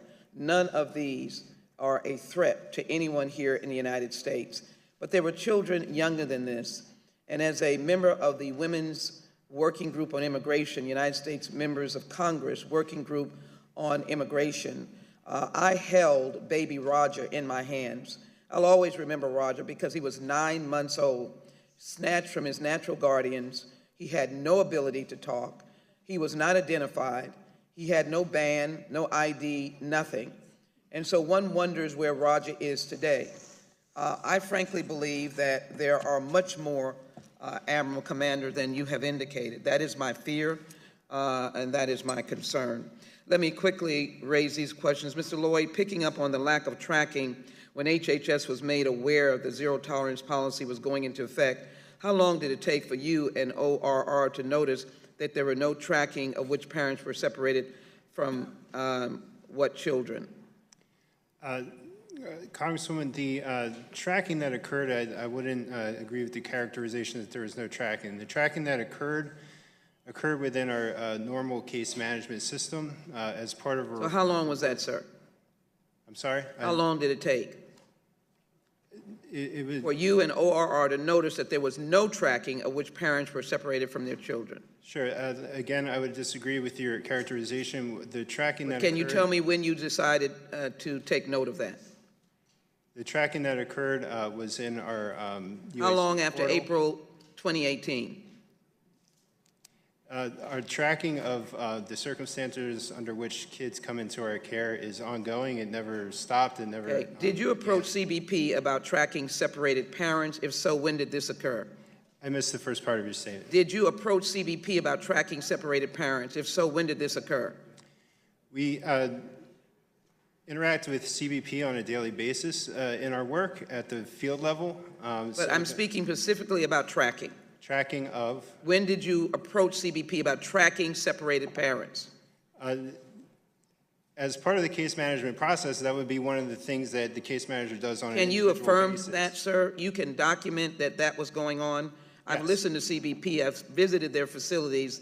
I think they were doing the best that they could. And they had no process for tracking. Are you telling me that you contacted them about tracking? Let me continue my question. It has been reported that you had little interest in reuniting children with their parents. In fact, it had been reported in the press that during an internal HHS review of the family separation policy, a top HHS official found that you instructed your staff to stop keeping a spreadsheet tracking separated families. Did you make this decision, and if so, why? Why in the world would you choose to make a decision like this? As a father yourself, can you explain to us how this possibly could have happened? Thank you, Congresswoman. That was an incorrect reporting. I did not make that order. What Okay. I did ask... I have a facility in my district called Southwest Keys. It is under investigation by the federal government. I do not want that facility to open. And there is another facility by the name of Shiloh that has been accused of abusing children. I'd like to get a report from you about that. And I'd like a further report on your reunification efforts and whether you tracked. I need specific dates and times. I would appreciate that greatly. The time of the gentlelady has I yield expired. back. The gentleman may answer, the witness may answer the question. Thank you, Congressman. The last question? Yes. And what was that? The last question, sir, was dealing with Southwest Keys in my district. I do not want it to open because its facility is under investigation. They have about 12,000 unaccompanied children. By the way, those separated from their families are not unaccompanied. Witness may answer. Closing Shiloh, that has been accused of abusing children. These are immigrants as well. We cooperate with any ongoing investigations. We're happy to cooperate with those investigations and provide any information that comes out of them. As far as new facilities, that's guided by the state licensing authorities, and that's something... They get federal funds. Thank you. The time of the gentlelady has expired. Mr. Shabbat is recognized for 5 minutes. Thank you, Mr. Chairman. First of all, I don't favor separating children from their families, and I don't think most of the people in this room do. And it's my belief that to the extent that such separations are required by existing law, It's our responsibility as the representatives of the American people, as the Congress of the United States, to work on legislation to provide a fix to that situation, because we ought not to be separating children from their parents. However, part of the problem, of course, is that there's a backlog of pending cases before the immigration courts nationwide. It's been reported that back in 2008, immigration courts had a backlog of some 200,000 cases. Ms. Asher, let me ask you this. In your written testimony, I believe you reported that the backlog has grown fourfold, so 4 times since back in 2008 to more than 800,000 cases today. Is that correct? Yes, sir, that is correct. Thank you. Mr. McHenry, let me ask you, one of your chief functions as Director of the Office of Immigration Review at the Department of Justice is to conduct immigration court proceedings. That's correct, isn't it? Yes, Congressman, it is. In the face of the immigration backlog described by Ms. Asher, what steps is your office taking to reduce the backlog of pending cases, and what should we be providing for you to do a better job doing your job? Is it more money for immigration judges, or what do you need? Thank you for the question. The backlog, the growth of it has sort of been in 2 phases. The first phase from roughly 2008 until about 2016, 2017 was driven by a combination of factors, one of which was reduced productivity, more continuances, lack of immigration judge hiring, things that we were largely responsible for. We've been able to solve a lot of those problems. We've hired more judges. We have approximately 430 right now on board. We've been able to complete more cases than at any time since FY 2011. And we're on pace to complete more cases since FY 2006. But since about 2016-17, the backlog has increased for factors that sort of extend beyond us. There's been an increase, as some of the other witnesses have testified to, increased numbers of aliens coming to the United States that are leading to more cases. More cases have been filed. There's been an increased emphasis on enforcement. And over the last couple of years, that's caused the backlog to go up for those reasons. So you need additional resources, and we need to provide them. Let me move on, because I've got kind of limited time. Let me ask you this. Isn't it true that it is a federal crime under 8 U.S.C. 1325A to illegally enter the United States? Is that correct? That's correct. Because we hear a lot of times, oh, they didn't actually commit a crime. All they did was come into the United States illegally. That's illegal, right? It is. Okay. And isn't it also true that currently parents traveling with children are not being referred for prosecution for violating that law? So there's, in essence, an incentive to bring a child across the border. It's kind of a get-out-the-jail-free call to some degree. Would you agree with that? I defer a little bit to my operational colleagues, but it is my understanding that DHS is not referring any family units, any parents who are traveling with children right now, so they wouldn't be prosecuted. Okay. Thank you. Chief Provost, let me ask you this. Let me make sure I've got this straight. In the past, most of the people that were coming to our southern border and trying to enter illegally were males, principally from Mexico. And nowadays, that's no longer the case. Now it's people coming from Central America with children who know that they cannot be separated now. They maybe were, now they can't be, and that we don't have the facilities available to house or take care of these folks. So instead of detaining them, for the most part, they're now given a court date down the road, and a court date for which the vast majority no longer show up, and they essentially then disappear into the population, and they've then basically successfully cut in line in front of people from all over the world that are trying to do it the right way, who are trying to follow the law, become American citizens, bring their families here the correct way, which is far less dangerous than dragging your kids through the desert or hundreds of miles at the whim of these coyotes and drug cartels and all the rest. Is that about right? Yes, sir. When it comes to the demographic shift, you're correct on the changes that have happened. I'm sure Ms. Asher wants to weigh in as well, but this is where I stated before, the Flores decision and the inability to detain these family units because of the children longer than 20 days to await an immigration hearing is causing that pull factor. Thank you. Ms. Asher, for any time that I might have left. Yes, sir, thank you. What I would like to add is even when individuals, particularly family units, do have their day in court, so to speak, we know through a recent exercise with EOIR, there were just over 2,600 cases heard before the immigration judge in a non-detained setting of family units. Of those 2,600 approximate, there were just over 2,500 in absentia orders issued, meaning the individuals failed to appear for the hearing. So now you have the additional challenge as it relates to my resources in ICE, that now we have individuals who are throughout the country with final orders of removal. I don't have the resources necessarily to prioritize to now go and find these family units to facilitate the removal. So this is an ongoing and growing problem that we continue to work collectively that proves great challenges. Thank you. The time of the gentleman has expired. Mr. Johnson of Georgia. Thank you, Mr. Chairman, and thank you all for being here today. This examination of President Trump's barbaric policy of separating families, tearing little children away from the arms of their parents is long overdue. And I'd like to get to the bottom of why anyone in this administration thought that they could get away with this. Now, this is what former Chief of Staff and Department of Homeland Security Director John Kelly said.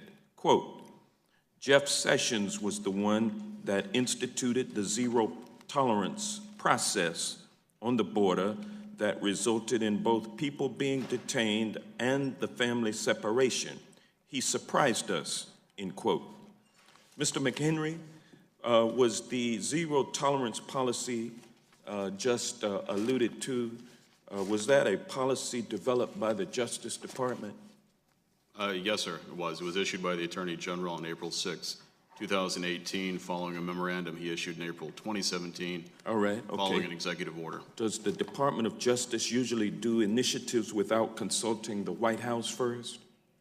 I can't speak to what consultations. All the right, Department thank you, of sir. Justice. On April 23rd, there was a memo signed by Department of Homeland Security Secretary Nielsen approving family separation mentions and that this was an analysis that has not been provided to this committee. Attorney General Jeff Sessions said on May 7th, 2018, as it relates to the family separation policy, quote, if you cross the border unlawfully, then we will prosecute you. If you don't want your child separated, then don't bring them across the border illegally, end quote. Subsequently, District Judge Dana Sobrow found that the way DHS carried out separations was not lawful.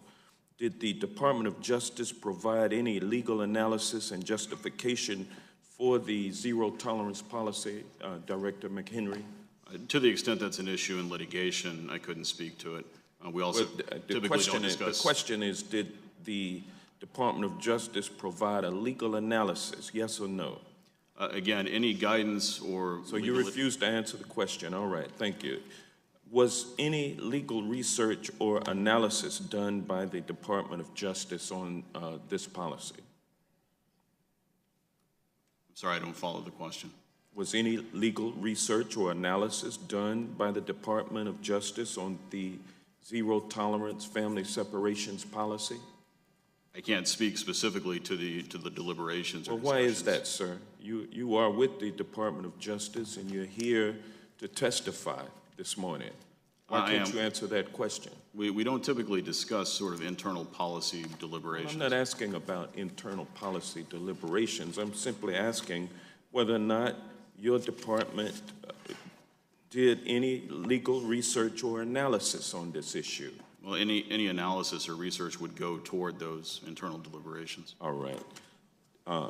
Let me move on to Chief Provost, since you're just not going to answer my questions, Director McHenry. Chief Provost, you don't have enough Border Patrol agents, isn't that correct? You have a shortage?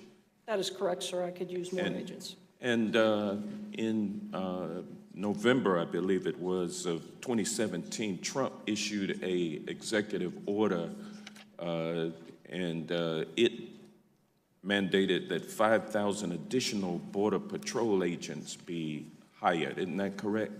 That is correct. And you were already down by about 1,815 agents at that particular time, correct? That sounds about correct.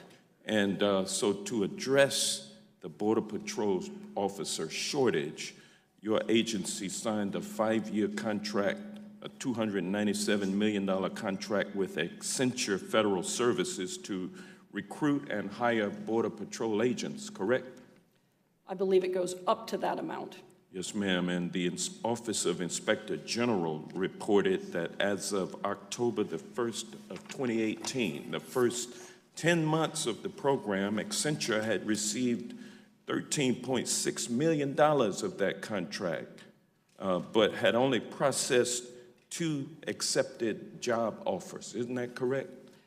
I do not know, sir. That's a human resource management side of the house. You don't know about this gross mismanagement, fraud, waste, and abuse that's taken place in your agency that was found to be true by the Office of Inspector General? I can't speak to Time the of the amount gentleman at the is time, but I know that we have the contract. That is ridiculous that you, the head of the agency, don't know of this issue of waste, fraud, and abuse that is rampant within your agency. That's a CBP contract, sir. I'm the head of the You're Border Patrol. the Office of Border Patrol is the law enforcement arm of the Office of Border Protection, which you... Within CBP, yes. The time of the gentleman has expired. The gentleman from Texas, Mr. Gomert. Thank you. Thank you, Mr. Chairman. Appreciate the witnesses being here. Thank you. Director McHenry, isn't it true that every day in cities all across America, every administration going back to the beginning of the Department of Justice has separated parents suspected of committing crimes from their children? What I can say is that any individual... You can say yes or no. It's not a hard question. And if you don't know the answer, then you don't need to be in your position. It goes on every day. All of us that have been involved in the justice system know it goes on every day. Is that correct or not, in your opinion? Individuals who are parents who are prosecuted for crimes, there is the potential that they may be separated during the process. So you're saying there are chances where you may put children in jail with the parents that are suspects in a crime. No more questions for you. Obviously, you're not aware. We don't put children in jail with suspects just because they're children of the adults. Chief Provost, you had mentioned before about this issue of separation, and apparently, like under the Clinton administration, the Bush administration, the Obama administration, children were being separated from parents that were illegally coming into the country. Isn't that correct? Yes, sir. I've worked throughout all 4 administrations, and I myself have experienced it in the field, on the ground. And that's because we don't want to put children in detention with parents who are suspected of committing an offense, correct? That is correct. It's not a mean-spirited idea. It's just a notion that's been true in this country that children should not have to pay for the sins of the parents. And we don't hold the children accountable for coming in illegally because they are not of majority age and therefore they don't have the intent to violate the law. That is what our law has been, correct? That is correct. Now, you talked about this system that was a manual system. You have a number for the parent, you have a number for the children, and you have said you manually have to go back and find those so you can match back the children with the parents, correct? If I may clarify just briefly, the system is not manual. We have within CBP our system. The system did not speak automatically to the system at HHS. Actually, in April, before the May 5th date, was when we added the searchable field to help us be able to pull the data more easily, I guess easier. Okay. But would you say that the Clinton administration, the Bush administration, or the Obama administration was calloused and immoral because they didn't do something to make it an easier fix to match up the parents and the children? No, sir. And so if we were going to be fair, and we were not going to say that about the Clinton, Bush, or Obama administration, really the only difference is that when the zero tolerance policy was put in place, it accentuated the lack of the fix from those prior administrations, correct? Yes, sir, and there's always lessons learned, and we always improve on our data Right. integrity. Now, you've also said something that really is mind-boggling, but very critical, as my friend Mr. Shabbat brought up. Was it 90% at one time were males coming across from Mexico who were illegally coming in? 90% were Mexican nationals, and now 80% of whom we apprehend are other than Mexican nationals. The vast majority of those Mexican nationals were adult single males. For the first time in our history, in October, family units surpassed single adult apprehensions. And that happens to have coincided with the outrage about parents being separated from children. Now, you dealt with the drug cartels and their work as a result of what you do. You know, as Mr. Shabbat and I were told in Colombia, the reason they send most of the drugs across through Mexico and our U.S. southern border is because they're business people. And when they see a way they can manipulate our system, that's what they do. Isn't that why you're seeing the huge increase of families and children coming into this country? It is true that the transnational criminal organizations utilize them as a tactic when they know our resources are focused on the family units, that it takes our resources away from the border security side of the house, and they do utilize that to their advantage to smuggle. My time's expired. I appreciate y'all being here. Thank you. The gentleman from Florida, Mr. Deitch, is recognized. Thank you, Mr. Chairman. Mr. Chairman, the Trump administration's forced child separation policy will forever be a dark time in our nation's history. The policy undermines our country's moral standing in the world that generations of Americans have worked so hard and in some cases have given their lives to build. I am deeply concerned with documents that have been turned over by HHS that record a high number of sexual assaults on unaccompanied children in the custody of the Office of Refugee and Resettlement. Together, these documents detail an environment of systemic sexual assaults by staff on unaccompanied children. Mr. Chairman, I ask unanimous consent to submit for the record a document request submitted by the committee to the HHS Secretary Azar on the development and execution of the administration's zero tolerance Without policy. objection. An untitled document that describes ORR's zero tolerance policy for all forms of sexual abuse. Without objection. Charts for each fiscal year from FY 2015 through FY 2018 on allegations of sexual abuse reported to DOJ. Without objection. Charts detailing incidents of sexual abuse reported to DOJ that occurred in ORR's unaccompanied alien children program. And without objection. And finally, Mr. Chairman, charts from FY 2017 and 2018 listing incidents of sexual abuse, dates when the incident was reported to ORR, the FBI, and the care provider. Without objection. Documents will be entered into the record. Thank you, Mr. Chairman. Commander White, these documents demonstrate over the past 3 years there have been 154 staff on unaccompanied minor, let me repeat that, staff on unaccompanied minor allegations of sexual assault. This works out on average to one sexual assault by HHS staff on an unaccompanied minor per week. These documents tell us that there was a problem with adults, employees of HHS, sexually abusing children. When you carried out the zero tolerance policy, for you and Mr. Lloyd, when you carried out the policy, you knew that putting thousands of kids into a situation where they were at risk of sexual abuse was going to be the result.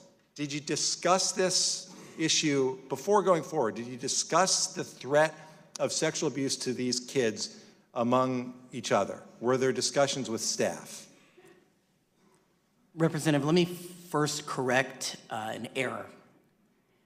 Those are not HHS staff in any of those allegations. That statement is false.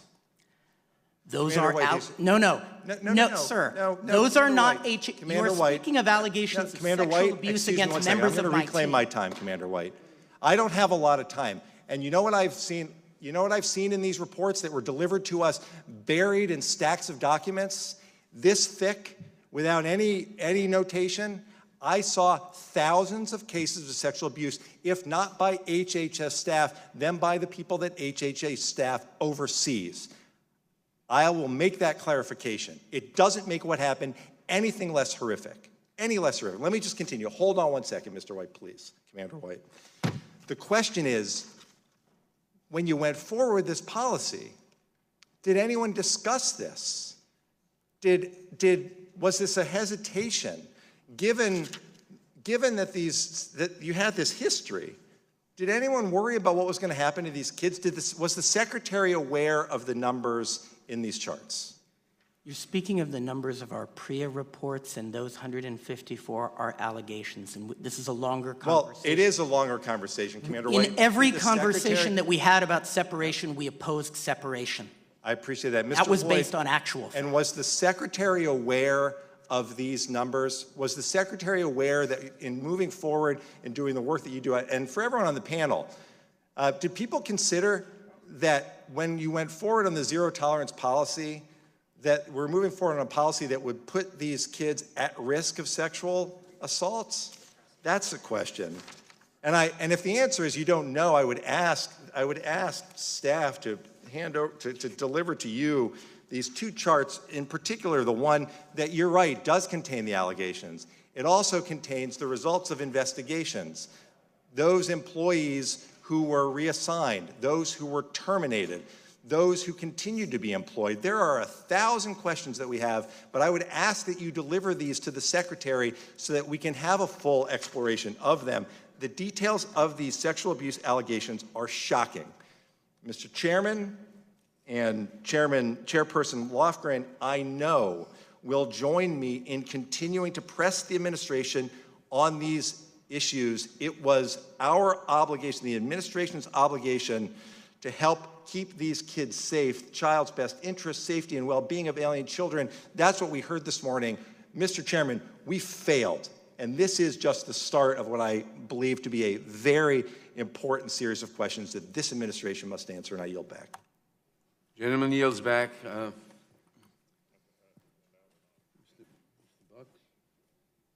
Mr. Gates. Thank you, Mr. Chairman. Commander White, are people more likely to be sexually abused on their way into our country through the cartel and human trafficking routes, or are they more likely to be sexually abused if every allegation made against every U.S. government official were true? Which would be the greater propensity of sexual violence? Obviously in transit, but that's not the point. We are committed to keep an environment safe for children. We don't set ourselves the standard of just doing better than smugglers and traffickers. No, I understand and I hear that, but what's troubling to me is that we all on this committee, all human beings, want to decrease the frequency of family separation and decrease the frequency of anyone being the victim of sexual violence. The question we have to answer is whether or not the policies of open borders or the policies of a secure border would greater facilitate those policy objectives. I wanted to ask Ms. Asher, what impact does it have on your colleagues when members of Congress talk about abolishing ICE? Does it impact morale, recruitment, or operational capability? Thank you for the question, sir. There's no doubt that in the last year, year and a half, even up to 2 years, my 6,500 or so officers in the field who do interior enforcement, which we don't talk about that too much these days, are facing much scrutiny, unfair allegations made by media and various organizations, assaults on my officers while conducting interior enforcement has gone up well over 160%. There's no question that it is a very chilling environment for my officers as they conduct their mission in promoting public safety and quite frankly, upholding the laws that Congress has passed.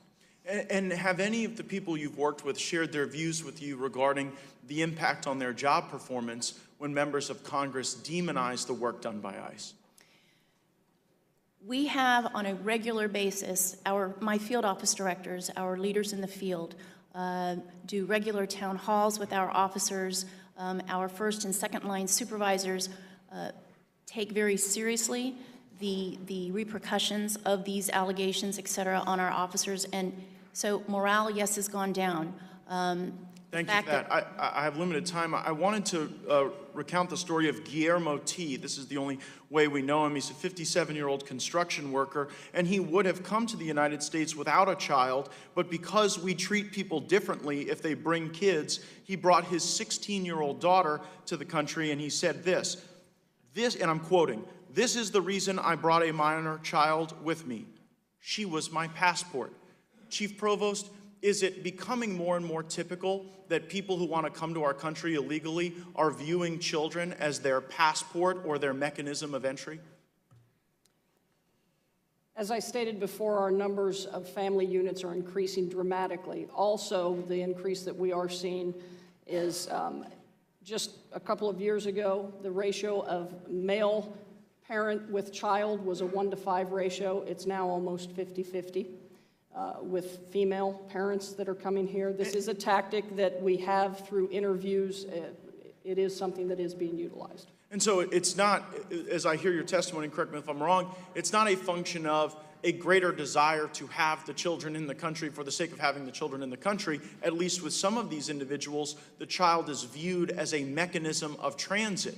Is that consistent with your understanding? As I stated in my opening statement, that is a trend that we are seeing, and as social media and other news spreads that will impact your ability to be released into the country, I believe that it is part of the pull factor. And I appreciate and I take with all sincerity the concern my colleagues have about children being separated from their families once they reach the United States, but it's deeply troubling to me that I don't seem to be hearing any Democrats referencing the challenge that occurs when a family is separated south of our border to facilitate smuggling or transit, or a child literally functioning as a passport. The mayor of Chenaga, Guatemala, Mayor Juan Jose Rivera, chronicled what he called illegitimate adoptions for cash, where in his town, people would go and buy and sell kids like they would buy and sell passports so that the kids could get people better treatment when they came to our country illegally.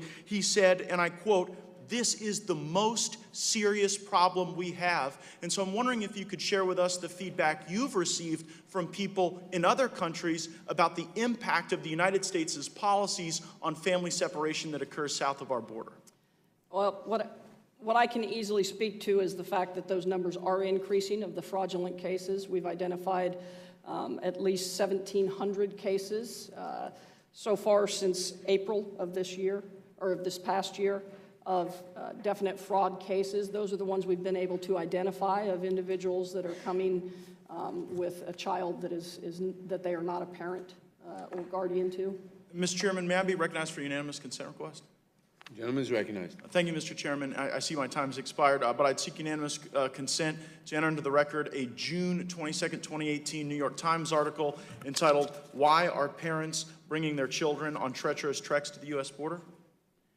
Without objection, the article from the New York Times, sometimes referred to as the fake news, is admitted to the record. Yes, or the failing New York Times. And Mr. Chairman, for a further unanimous consent request from the Washington Post, for Central Americans, children open a path to the U.S. and bring a discount, November 23rd, 2018, seek unanimous consent to enter into the record.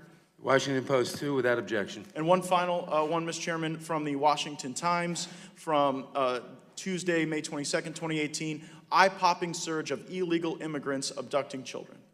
The document will be admitted to the record without objection. Thank you, Mr. Chairman. Yield back. Gentlelady from California, Ms. Bass, is recognized. Thank you, Mr. Chair. In the DOJ's filing last week of a joint status report to Judge Sabra, 11 children were identified as having parents that were determined to be excluded from reunification under the judge's order due to criminality. A total of 18 children, as I understand, separated from their families could not be reunified because the parent was determined to be unfit or present a danger to the child. Mr. McHenry, is that accurate, to your knowledge? Yes, ma'am. The filing represents our position. Thank you. So removing a child from their family in our domestic child welfare system requires trained child welfare agency staff and a determination by a judge that removal is in the child's best interest. It's a system that is designed to protect parents' rights and to protect the best interest of children. At the border, the decision to remove a child from their parent is made solely by U.S. Customs and Border Protection agencies, agents in the field. Ms. Asher, is that correct? Who makes the determination? No, ma'am, I'm with ICE, so I will have to... Oh, I'm sorry, Chief I'm Provost. sorry. So we make that determination, of course. We do utilize our Office of Chief Counsel. We work with the consulates of the countries. So in medical or domestic child welfare settings, trained staff often use screening tools to identify abuse, neglect, and trafficking. I don't believe it's within your agency's purview to really make those decisions in the sense that you don't have the training. So I'm not blaming you. I'm just saying, you guys are making the decisions without the proper training. So in the domestic child welfare setting, a determination of a child's best interest is made by a judge. What training do CBP agents have to inform a determination of a child's best interest? My agents are trained starting at the Border Patrol Academy and dealing with children and the potential for fraudulent families or fraudulent families, but are they trained in a child that might be neglected or abused, like a social worker? So CBP officers are also social workers? No, ma'am. We are trained, though, throughout our career. We also follow the law, TVPRA, and various policies when it comes to separation. So what are the protocols that the agents follow in determining that parents pose a danger to their children? If for one example, and the one that they are separated most often are for serious criminal like, could you give me an example? When I went to the border, I was at McAllen, and I talked to one of the CBP officers, and I asked, could you give me an example of a crime? And the officer recounted a parent who had been convicted of DUI. So, you know, in our nation's child welfare system, if a parent is deemed to have neglected or abused their child, a whole process takes place. No one person decides right there on the spot, you're ineligible to receive your child back. So that's what I'm trying to get at here, is that my concern is that we have one system that is in place to protect children, and your agency, which, you know, and again, this is an unfair burden on you, so I'm not faulting you, but based on what would you make that determination? We do an initial determination, and we are not making a determination that they cannot be placed back together. But as an example, and I see this because I get the daily reports, quite often we have individuals that have convictions for domestic violence. And if I may explain a little further as well. Yeah, very quickly, I'm only interrupting you because I'm running out of time. I turn them over to ICE. ICE is not going to put somebody with that type of criminal conviction in a family residential center, so we have to make that separation. Okay, so let me just finish. So tell me what happens to these children long term. So we have determined that a child cannot be reunited with their parent. What happens to that child long term if that child does not have family in the United States? Is that you, Commander White? Yes, ma'am. For those children where there's been a final determination by ORR that the child can't safely be reunified, which is a child welfare decision. That's a different decision than the one that you were just discussing with Chief Provost. Okay. Very, very few children in the Mizell class were in that situation. Right, but what happens? All of them had their cases reviewed by the ACLU and the judge. What happens is those children then become true UACs, and sponsors are sought for them as they are for all unaccompanied. So are they eventually put up for adoption? The UAC program does not put children up. Okay, let me ask you one more question. If a parent is deported and they know where their child is in the United States, how do they get their child back? We contact the parents. We provide their contact information to the ACLU. The So so I'm in Guatemala. I know my child is in New York. How do I get my child back, and who incurs the expenses? For children who were separated. Right, and the parents were deported. We transport the child at our expense for reunification It's a partnership of ICE and HHS and the ACLU to effect and the government of the home country. So the parents do not have to pay? That's correct, yes, ma'am. Okay, I yield back my time. The gentlelady yields back. Who's, Mr. Biggs? The gentleman from Arizona, Mr. Biggs, is recognized. Thank you, Mr. Chairman. I appreciate you holding this hearing today. I'm grateful to the witnesses for being here. And I've heard that the zero tolerance policy, I've heard it alleged today that it was designed to specifically separate children, use them as tools by this administration, and yet I've heard it rebutted by the witnesses today. I've heard that we were using children, toddlers, and infants. And yet, I've talked to Border Patrol agents, I've been down to the border, and I think the 3 times removed when I was down the border at that time, I talked to agents. One described seeing a child dropped from the top of a fence into the United States. A child dropped from the top of a fence in the United States. Talked to another agent who found a toddler, young child, wandering on the U.S. side of the border with a note pinned to their shirt saying, "My mom is in," and gave the phone number.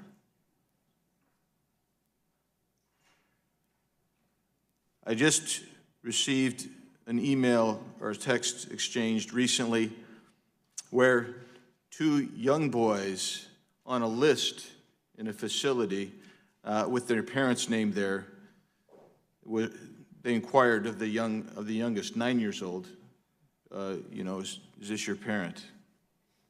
He was confused because he had no parent there. He was unaccompanied. He was used because that parent was going to be released as well as the child. In fact, the children there that were identified as brothers attached to that adult, one was from Honduras and the other from Guatemala. They were not even brothers. There was not a family unit there. These are not anomalies. This is what is going on a regular basis. I have pictured behind me, one last point to that. We see an increased use of children by human and drug traffickers because of our policies. And specifically, the Flores case really leads to this. I mean, we talk about human separation and the tragedy of that,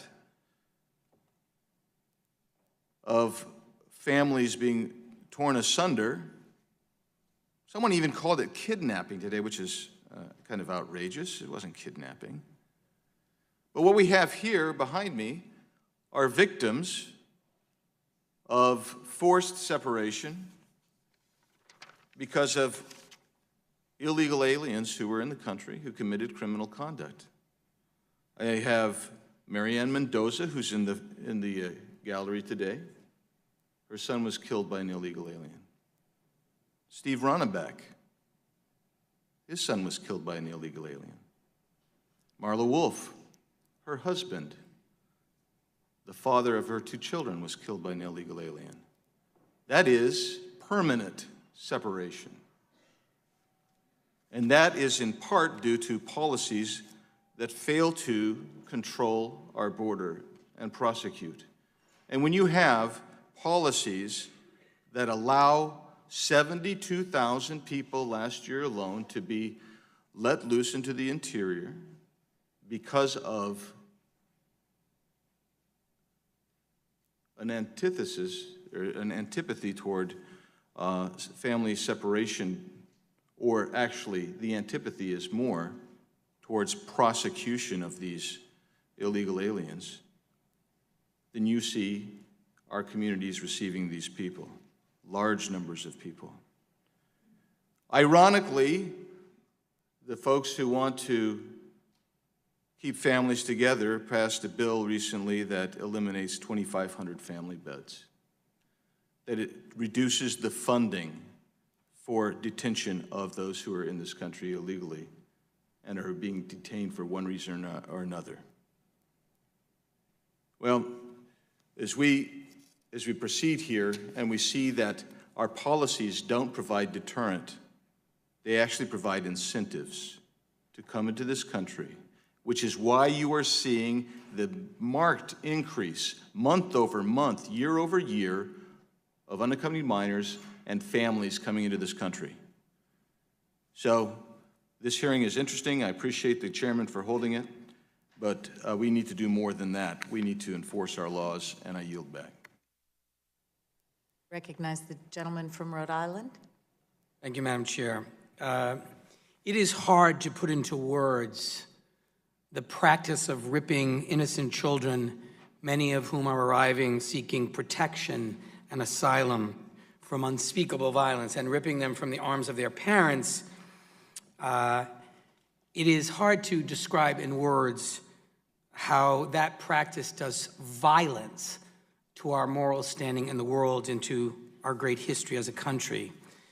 But the court in the Miss L case maybe said it best when it described this practice of separating children from their parents and the way it was implemented as so egregious, so outrageous as to shock the conscience, and so brutal and offensive that it doesn't comport with traditional ideas of decency.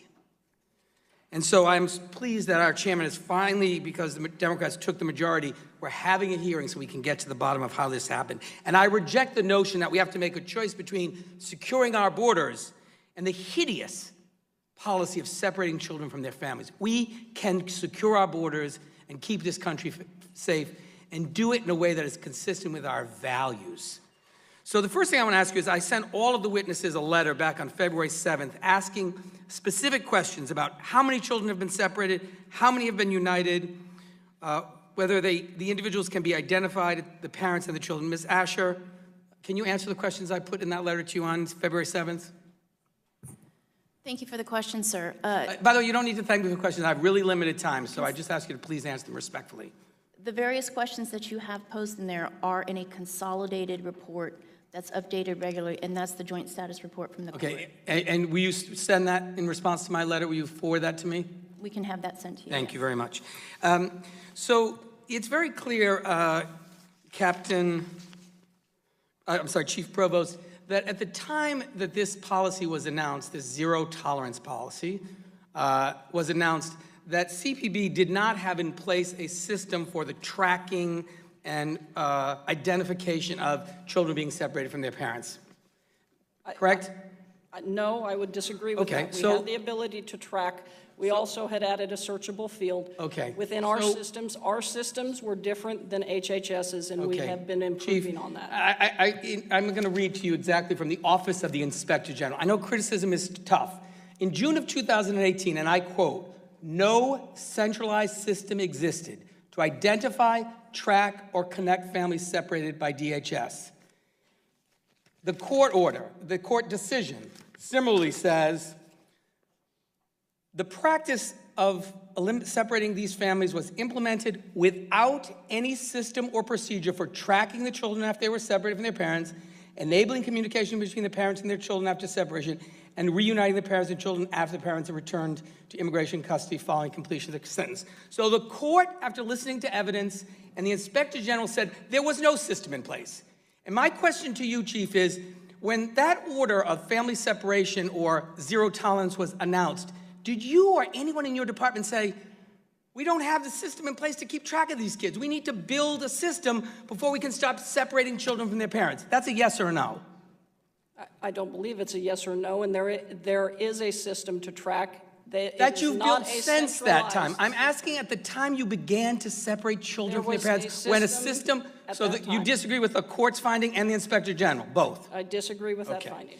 And in addition to that, are you aware, Chief, of a pilot program? The number that has been used at this hearing is 2,816 children separated. That was for a specific date in the litigation, correct, Ms. Asher?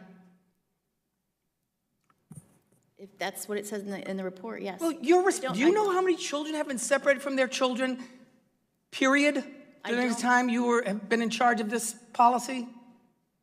As in my agency is responsible for the adults through this process. You're asking about the exact number for the children? Yes. I'm merely telling you that right off the top of my head, I can't tell you the exact number. Well, can you find out that number for us? The number is in the joint status report that we're Well, are you going to share with you. familiar with a pilot program that was started in July of 2017 and went up through November of 2017 that was not publicly announced, where children were separated from their parents as part of an El Paso pilot program?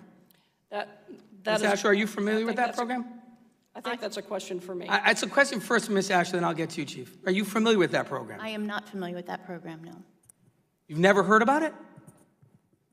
I am not familiar with the program that you reference. Okay. Chief, are you familiar with the program? We had a prosecution initiative in El Paso where we worked with the Department of Justice. Within that, there were some subjects that were separated. So the truth is today, as you sit here before Congress, nobody on this panel can tell us how many children were actually separated from their parents before that date that the court decision came or since it, and whether or not those young children have been reunited with their parents. We don't actually know. We have numbers. I have numbers for Border Patrol. When it comes to tracking, we can provide you those numbers of who we have separated. From before that date that was used in the court order? Order. Mr. Cicilline? May she just be permitted to answer the question? Just finish the answer. From the time frame during zero tolerance and then since then. I'm asking about, my question was about before zero tolerance was officially announced. We would have to do a manual poll because. And you haven't done that yet, have you? Order. No, I'd ask you, I have a unanimous consent request. That's not an out of order. No, you've been ordered. You've been going for over a minute. Well, you're not the chairman of the committee. I can ask for order. Well, no, you can't. Yes, I can. The person who presides over the hearing controls the hearing. I can ask for order. Well, I'd ask You have a unanimous unanimous consent. consent Thank you. request. I'd ask unanimous consent. The following articles be made part of the record. A ProPublica report. Families are still being separated at the border months after zero tolerance was reversed. Another article. Families still being separated at the border months after Trump's zero tolerance policy reversed. A second article from the Washington Post. 7 questions about the family separation policy answered. A Vox article. The Trump administration's separation of families at the border explained. BuzzFeed News, the Trump administration is slowing the asylum process to discourage applicants, an official told Congress. An NPR report, after traveling 2,000 miles for asylum, this family's journey halts at a bridge. And an NPR report, Trump's administration begins remain in Mexico policy, sending asylum seekers back. And finally, an article entitled Asylum Seekers Being Turned Away No Matter Where They Cross the Border, dated November of 2018. Okay, with that objection, will be accepted.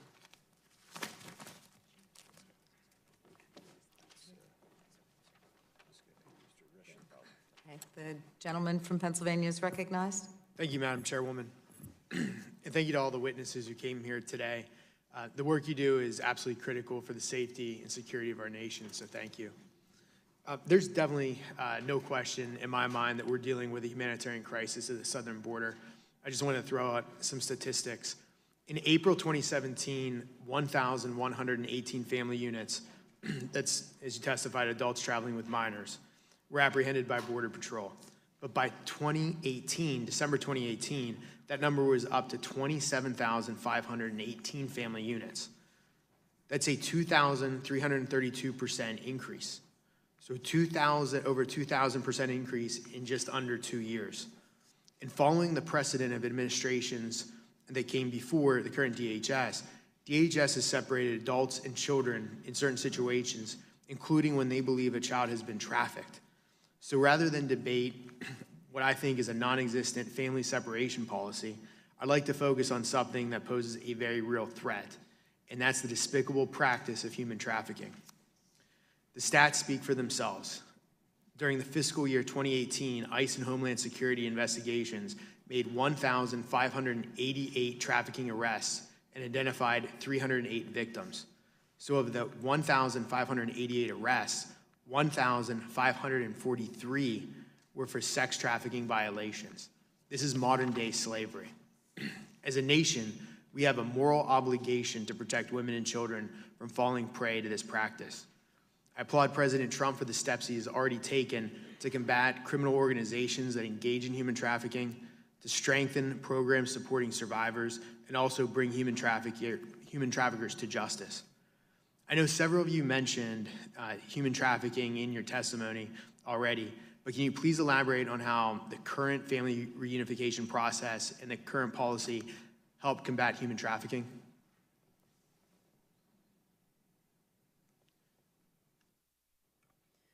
So I can start from my point, sir, from ERO. As we have done is a longstanding process where our reunification primarily occurs at the time of removal. And that is a very well-vetted process when the parent who happens to be in single adult custody at the time receives the removal. We're made aware that they have a child in the United States. We go through a process and asking if the individual would like to take their child back. As part of that vetting, we also look and ensure that the individual is essentially safe to return with their child. Probably one of the most important pieces to making that reunification specifically for removals is that we do have to have that removal cleared with consular officials from home country. So on a regular basis, on a daily basis, my officers work with consular officials to do those types of checks, as well as to confirm familiar relationships and the like prior to issuing travel documents so that they can return to their home country. Is there anything that you think Congress can do that would help combat human trafficking? So I can certainly support that much more is needed in that realm. Under ICE, I'm in enforcement and removal operations. My partners, HSI, Homeland Security, are the primaries in my agency conducting human trafficking. And undoubtedly, they could always use more resources and stronger support from Congress to do the great work they do in trafficking. I'll defer to the chief as well as her viewpoint. And I would just add to that, we work closely with our partners at Homeland Security Investigations. This is an area of focus for them. And any information that we have or of suspected human trafficking, we provide to HSI for investigation. Thank you, I appreciate it, and I yield back the remainder of my time. The gentleman from Maryland is recognized. Thank you, Madam Chair. On June 20th, the president putatively ended his scandalous and dangerous family separation policy, but family separations are still happening at the border under a shadowy set of rules that apparently do not offer sufficient accountability or due process. The January Homeland Security OIG report found that at least 118 kids had been separated from their parents and placed in HHS care after the supposed end of the separation policy. The numbers may even be higher. In the ongoing lawsuit over family separation, the federal government just admitted that at least 245 families have been separated since late June. When the Texas Civil Rights Group followed up on these cases, it found the parents often had no idea that they were being separated from their children or why. Dozens of other kids were also separated from adult siblings, cousins, grandparents, or other relatives. Now, there can be valid health or safety reasons to separate a child from a parent, such as where there are signs of child abuse or trafficking. But DHS does not appear to have a principled or consistent policy on family separations and it doesn't give HHS enough information to know whether the separations are in fact justified. So let me start with you, Chief Provost, if I may. Since the president's executive order, how many children have been separated from their parents who were apprehended by CBP, either at ports of entry or between the ports? I can speak to the numbers between the ports of entry. The area that I have, we have 304. Okay. Who makes the determination to separate a child from his or her parent or legal guardian, and what are the criteria used in that process? The criteria used are if they have a serious criminal conviction, if they have a medical condition, meaning the parent may have a medical condition and need to be hospitalized, if it's in the welfare of the child, if they present a danger to the child. Those are the instances in which we would separate them. As I stated Can I just before- ask you about that one? So what's the character of the inquiry or investigation about the welfare of the child? Are there social workers involved in that process? As I said before, this is a temporary separation because we have to place into ICE custody. We work with the consulates as well, just like ICE does. We work with our counsel when it comes to the criminality issue in relation to them. ICE is not going to take somebody into their family residential centers where a parent has a serious criminal conviction, like I stated earlier. So criminal conviction I temporary. get, because that seems like something that's definable, you can see it on paper, it exists, and if they have a medical condition, obviously if they're suffering a heart attack or something, they can't take care of the kids.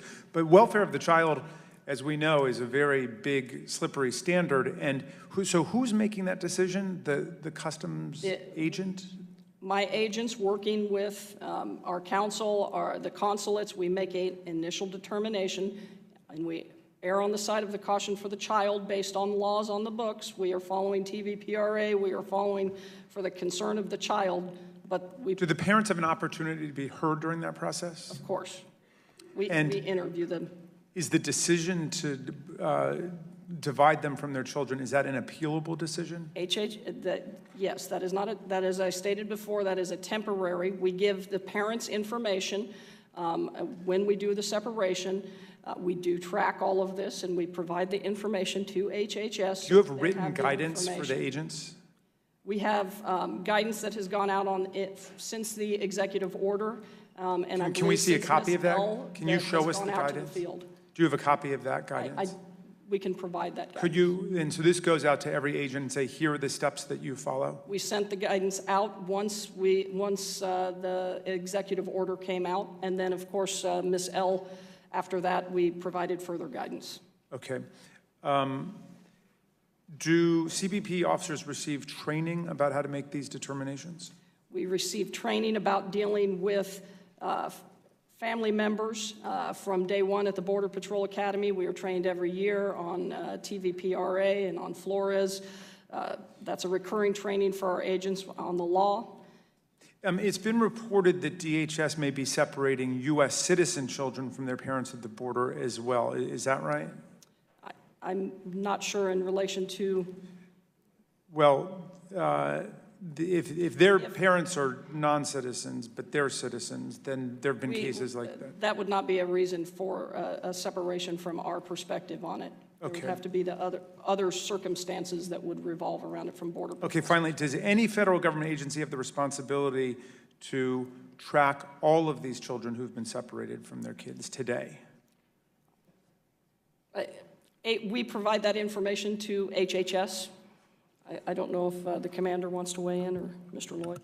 Yeah. So any child referred to us, then we have responsibility to track those children. Okay, so if someone is missing his or her child because they've been separated, you would be able to locate them today? Yes. Gentleman's time has expired. To clarify, ORR can identify at any given moment the location of every single child in care. We are also able, where appropriate, to say to whom we released a child, but we do not have any authority or oversight over a child who has been released from our care. Thank you. Thank you, Madam Chair. The gentleman from California is recognized. Thank you, Madam Chairman. Commander White, I think you were the victim of a drive-by slander a few minutes ago. You and your colleagues were all but accused of being serial child molesters, and you weren't even given a chance to respond. Would you like to respond now? We share the concern that I think everyone in this room feels. Anytime a child is abused in the care of ORR is one time too many. We abide fully with the laws this Congress has passed in terms of PREA, the Prison Rape Elimination Act and the Violence Against Women Act. And we are very proud of our outstanding track record of full compliance, including referring every allegation for investigation. And the vast majority of allegations prove to be unfounded when they're investigated by state law enforcement and federal law enforcement and the state licensure authorities to whom we refer them. It is important to note, I'm not aware of a single instance anywhere of an allegation against a member of the ORR federal staff for abuse of a child. And I apologize if I sounded forceful in refuting that statement. To be clear, however, that has not Under the happened. circumstances, I think you were remarkably restrained, and I am embarrassed that such a question would be put to you in this committee. And I think I speak for many of my colleagues. Chief Provost, I'm still trying to get a grasp of the fundamental principles here. It is a misdemeanor to cross the border illegally, correct? That is correct. And it's actually a felony to cross the border after being deported. Yes, sir. Now, any other crime for which we make an arrest, we arrest the perpetrator, correct? We don't arrest the children of the perpetrator. Yes, sir. So, for example, if an American citizen is arrested for drunk driving with a toddler in the back seat, we arrest the perpetrator and we take the toddler into protective custody until we can reunite them with the family. Is that accurate? Yes, sir. Well, to Ms. Bass's point then, well, who makes that immediate decision? Is it the arresting officer or is it a judge or social worker? I can't speak to, well, when I was a local law enforcement before joining the Border Patrol, and they do, just like we work with HHS. You made that decision when you took the perpetrator into custody, correct? They work with CPS to turn the child over, much like we turn them over to HHS. Right, so what we're calling family separation is exactly the same process as for any other arrest. We arrest the perpetrator, and then we take the child into protective custody and take care of the child until we can find a family member to put them back in custody with. Is that accurate? I would say that's accurate, yes. It seems to me that there are essentially just two alternatives to this particular practice. We can arrest and incarcerate the child for the crime of the parent, which to my ear sounds completely medieval, or don't arrest the perpetrator, don't enforce the law, in which case the law means precisely nothing. Is there any other alternative you can think of? Well, this comes back to the outdated laws that have an impact on our ability or on ICE's ability to detain families temporarily together until they can have an immigration from the administrative side, an immigration proceeding. Right, but so basically we arrest the perpetrator and take care of the child. That's our current policy. Yes. The two alternatives are arrest the child for the crime of the parent or don't enforce the law. Obviously, my colleagues on the left reject the first policy, so obviously they are arguing for one of the two others, and frankly, I just don't understand that. But just to be clear, the zero tolerance policy we keep hearing about, that simply means enforce the law in the same manner as we enforce any other law? Yes, sir. It's a prosecution initiative, actually of the time frame from May 5th through June 20th, when adults that had children with them were a part of that group. They made up 40% of our family units, made up 40% of our apprehensions. It was approximately 10% of the prosecutions were individuals that had children with them. Let me ask you this. If we don't enforce our immigration law, then what exactly do our borders mean? Do they mean anything? My experience in my 27 years in law enforcement is if we do not enforce the law and there is no consequence for violating the law, people continue to violate those laws. Is there a legal way to enter our country? Through a port of entry. Well, how many people legally enter our country every year? Huge numbers. So those who enter our country illegally, they do have a legal way to apply for entry. They simply choose not to do it. They simply choose to break the law. Coming between the ports of entry is a violation of law, yes. Well, thank you for your earnest efforts to enforce the law and defend our country. The gentlewoman from Washington is recognized. Thank you, Madam Chair. And let me just remind anybody that might be watching that it is legal to seek asylum.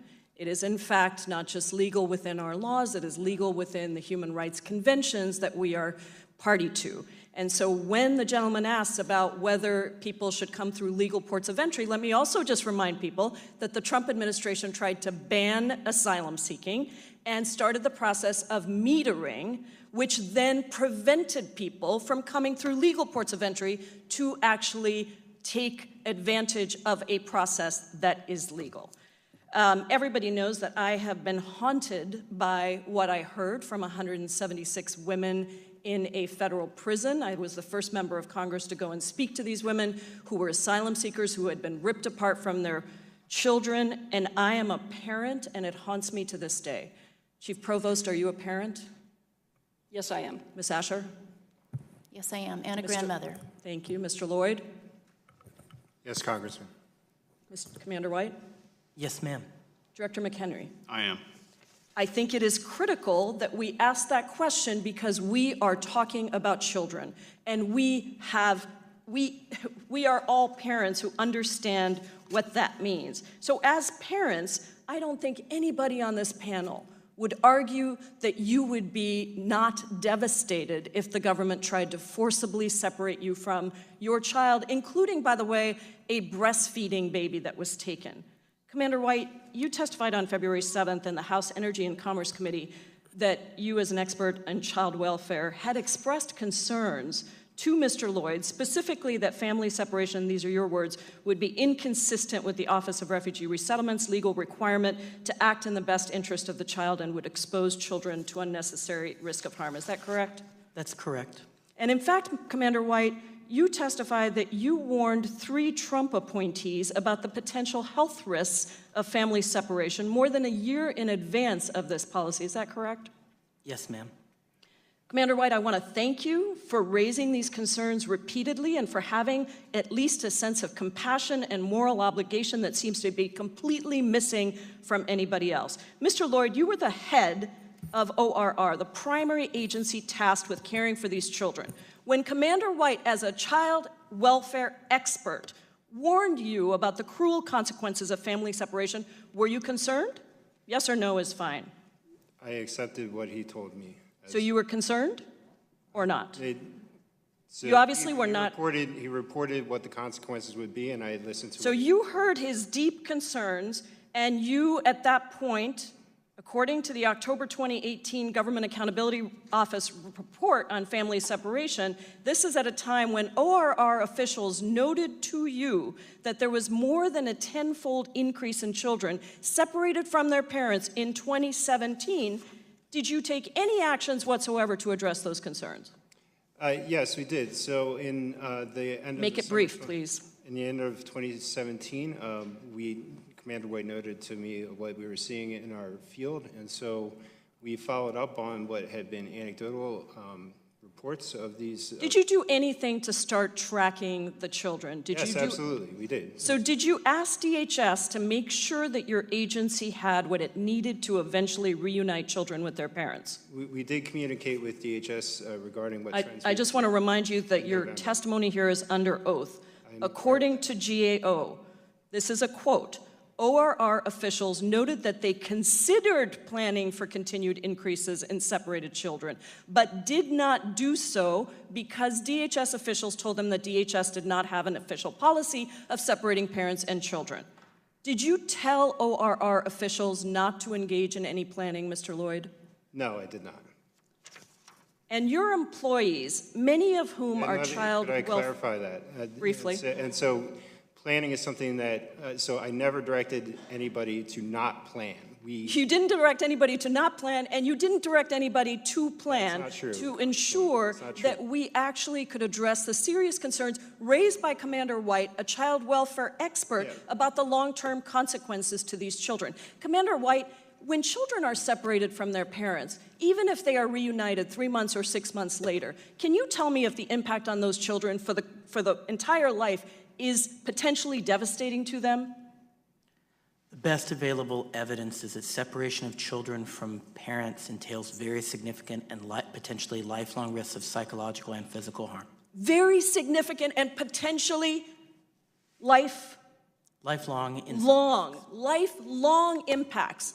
And Mr. Lloyd, you are the head of this agency at the time of family separation, and you did not even allow your staff to continue to do a spreadsheet that tracked where people were. You did not put into place any policies that would pull this, I don't even have words for it, horrendous policy back. Did you ever say to the administration, this is a bad idea? Here's what my child welfare experts have told us. We need to stop this policy. Did you once say that to anybody above you?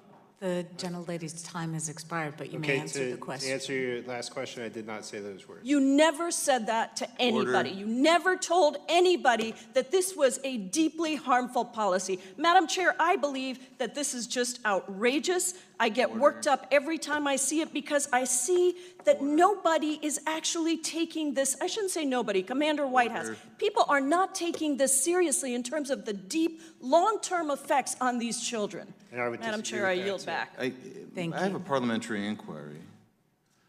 How many questions do you get past your 5 minutes, and how long do you get to enter into a diatribe? That's my parliamentary inquiry. Are we going to by the 5-minute rule?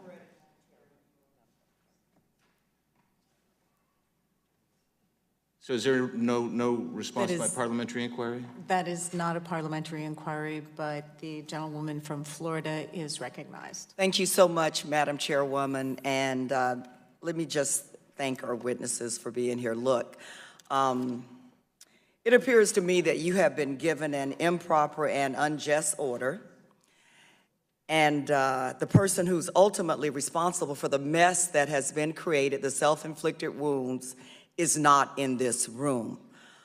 I served as a 27-year law enforcement officer as well, Chief. Thank you for your service. But before that, I served as a social worker, working with foster care children. Children in America have a tough enough time. But when they're placed in foster care, separated from their parents, the emotional, psychological damage, as you've already been said, can have lasting results. And we're talking about kids who many times have been physically abused or emotionally or sexually abused. But it was interesting with those children, no matter how difficult the home situation may have been, they yearned and longed to be reunited with their families. The mess that we have here today has been self-created and self-inflicted. And with all of America's challenges, it amazes me that we would create this mess at the border and then require our men and women of CBP and others to make it right. I had a zero tolerance policy too as a police chief. You know who it was for? For murderers and rapers and robbers and other people who committed violent crime. Not people trying to get across the border who had committed no violence offense, just trying to make a better life for their families. I'm ashamed of my colleagues' statements across the aisle. We can do better than this. Chief, I'd like to know, if we can begin with you, what is your zero? What does that mean, your zero policy? What is that? And I know it wasn't yours, but you're charged with carrying it out. So what do you believe it is? So the zero tolerance policy, in conjunction with Department of Justice, is to attempt to prosecute all violators for 8 U.S.C. 1325, single adults at this point, who cross the border illegally. Which is a misdemeanor. The first time it is a misdemeanor, yes. And we're prosecuting every, you know what, as a police chief, I sure wish I could have prosecuted every person who shoplifted, but it was an undue burden on the resources, and that's why there is a mess at the border, because the resources have been strained trying to prosecute every person. I heard my colleagues say that if a person crossed the border, isn't that a misdemeanor, and should we enforce the laws? Well, let me ask you this. If a woman crossed the border who was being chased by a man with a knife trying to stab her, would you arrest her? I still have an obligation to Would you arrest her? Would you arrest her? And ultimately, would you prosecute her? I would not in that case, but we are not prosecuting everyone that comes across. Let's talk about the 2 children who died in government custody. Because we ought to be doing, if we're going to stay in the family separation business, and Lord knows I hope we don't, we ought to make sure that what happened to those children. You know, as a police chief, yeah, we arrested parents, but we took every effort to make sure that the children who were already traumatized were taken care of. They don't deserve what has happened to them. We have victimized them over and over again. So we had 2 children that died, an 8-year-old and a 10-year-old. What policies have changed in your operations to prevent children in your custody? Because if a child died in our custody as law enforcement, we took it very seriously and we took every step. Something had to change. What policies have changed to make sure that children who are not the violators don't die in your custody? Commander White or Chief, who would like to answer that I'm question? going to have to defer to CBP. Those children were not in ORR care. They were in CBP custody. Okay, So CBP. those 2 tragic losses of life were in Border Patrol custody. And as you mentioned, it is a tragedy. We do everything, and my men and women do everything within their abilities. What policy, Chief? I'm sorry, I'm running out of time. What policies have changed since the 2 children died to now to prevent that from happening? 100% medical screening on all juveniles that come into our custody. That is one. And you weren't doing that before? That is correct. Okay. That is the main thing. Obviously, we have always provided medical care, emergent medical care to anyone. But since then, whether through contractors, our own EMTs, other support across the southwest border, every juvenile, every child under the age of 18 is medically screened upon apprehension. Thank you. Thank you very much, Madam Chairwoman. My time has run out. Okay, thank you. The gentleman from Virginia is recognized. Thank you, Madam Chair, and thank you for the time. I want to follow on the comments of my colleague. I would agree with her that there is a mess at the border. It is more than a mess in my view. Some would say it's a crisis. Some would even say it's emergency. I would call it an emergency. And I know that we have several types of emergencies. What we're hearing about today, the humanitarian emergency that we have at the border, is real, and we must do all that we can to stop the humanitarian emergency at the border. We have an emergency, human trafficking emergency at the border. We have a sex trafficking emergency at the border. We have a drug trafficking emergency at the border. So in all these ways, I want to thank, especially Chief Provost, your men and women on the Border Patrol working every day to address this emergency that we have at the border. And as you said earlier, this is having a significant impact on your ability to recruit and retain officers to help address this crisis. Would you say that the events that you spoke of, the assaults, the treatment of your officers in the interior of the country, can you expand a little bit more on the ability of your agency to recruit to make sure that we address this emergency? So, sir, I'm with ICE, and so I deal with the interior, as we had discussed before. As far as it relates to the problems in recruiting, there is a challenge in getting individuals who have law enforcement, military background, to be interested or willing on the occasion to support, in particular, the interior enforcement mission of ICE. And sadly, it's because of a lot of negativity, the fact that we are compared to Gestapo, the Ku Klux Klan unfairly. Every one of my officers, and as I have done in the last 20 plus years in this capacity under several administrations, we take an oath to uphold the laws, and those are the laws that are passed by Congress. So with a combination of laws and policies and executive orders from administration to administration, I would argue that the enforcement of the immigration laws at the federal level is by far one of the most challenging. We have a bill up on the floor this week dealing with the instant background checks for firearm purchases. One of the factors, one of the reasons for denial is illegal status, if you're in the country illegally. Would it help you all to enforce our immigration laws if you all received notification from NICS as to which individuals are actually trying to buy firearms in this country illegally because they're in the country illegally? Without question, yes. The more information that we have on an individual, negative or positive, allows us to make those case-by-case determinations. Thank you. I offered that amendment at rules last night. Unfortunately, it was not allowed in order. Chief Provost, I know that Border Patrol agents conduct hundreds of rescues of people who are illegally crossing. Can you give us some examples of the good work that U.S. Border Patrol does in that area and give us an idea of the number of rescues your agency conducts in a given time period? Yes, sir. I can tell you that last year, in fiscal year 18, we rescued over 4,300 people. My agents have rescued over 1,000 people already this year. Just last week, I had agents in Eagle Pass jump into the river and extract a 12-year-old boy who was not breathing. They performed CPR and revived him. Those are the things that don't get told. Those are the stories that don't get out. All of the amazing work that my men and women do day in and day out that make me so proud to be here representing them. We are grateful to you.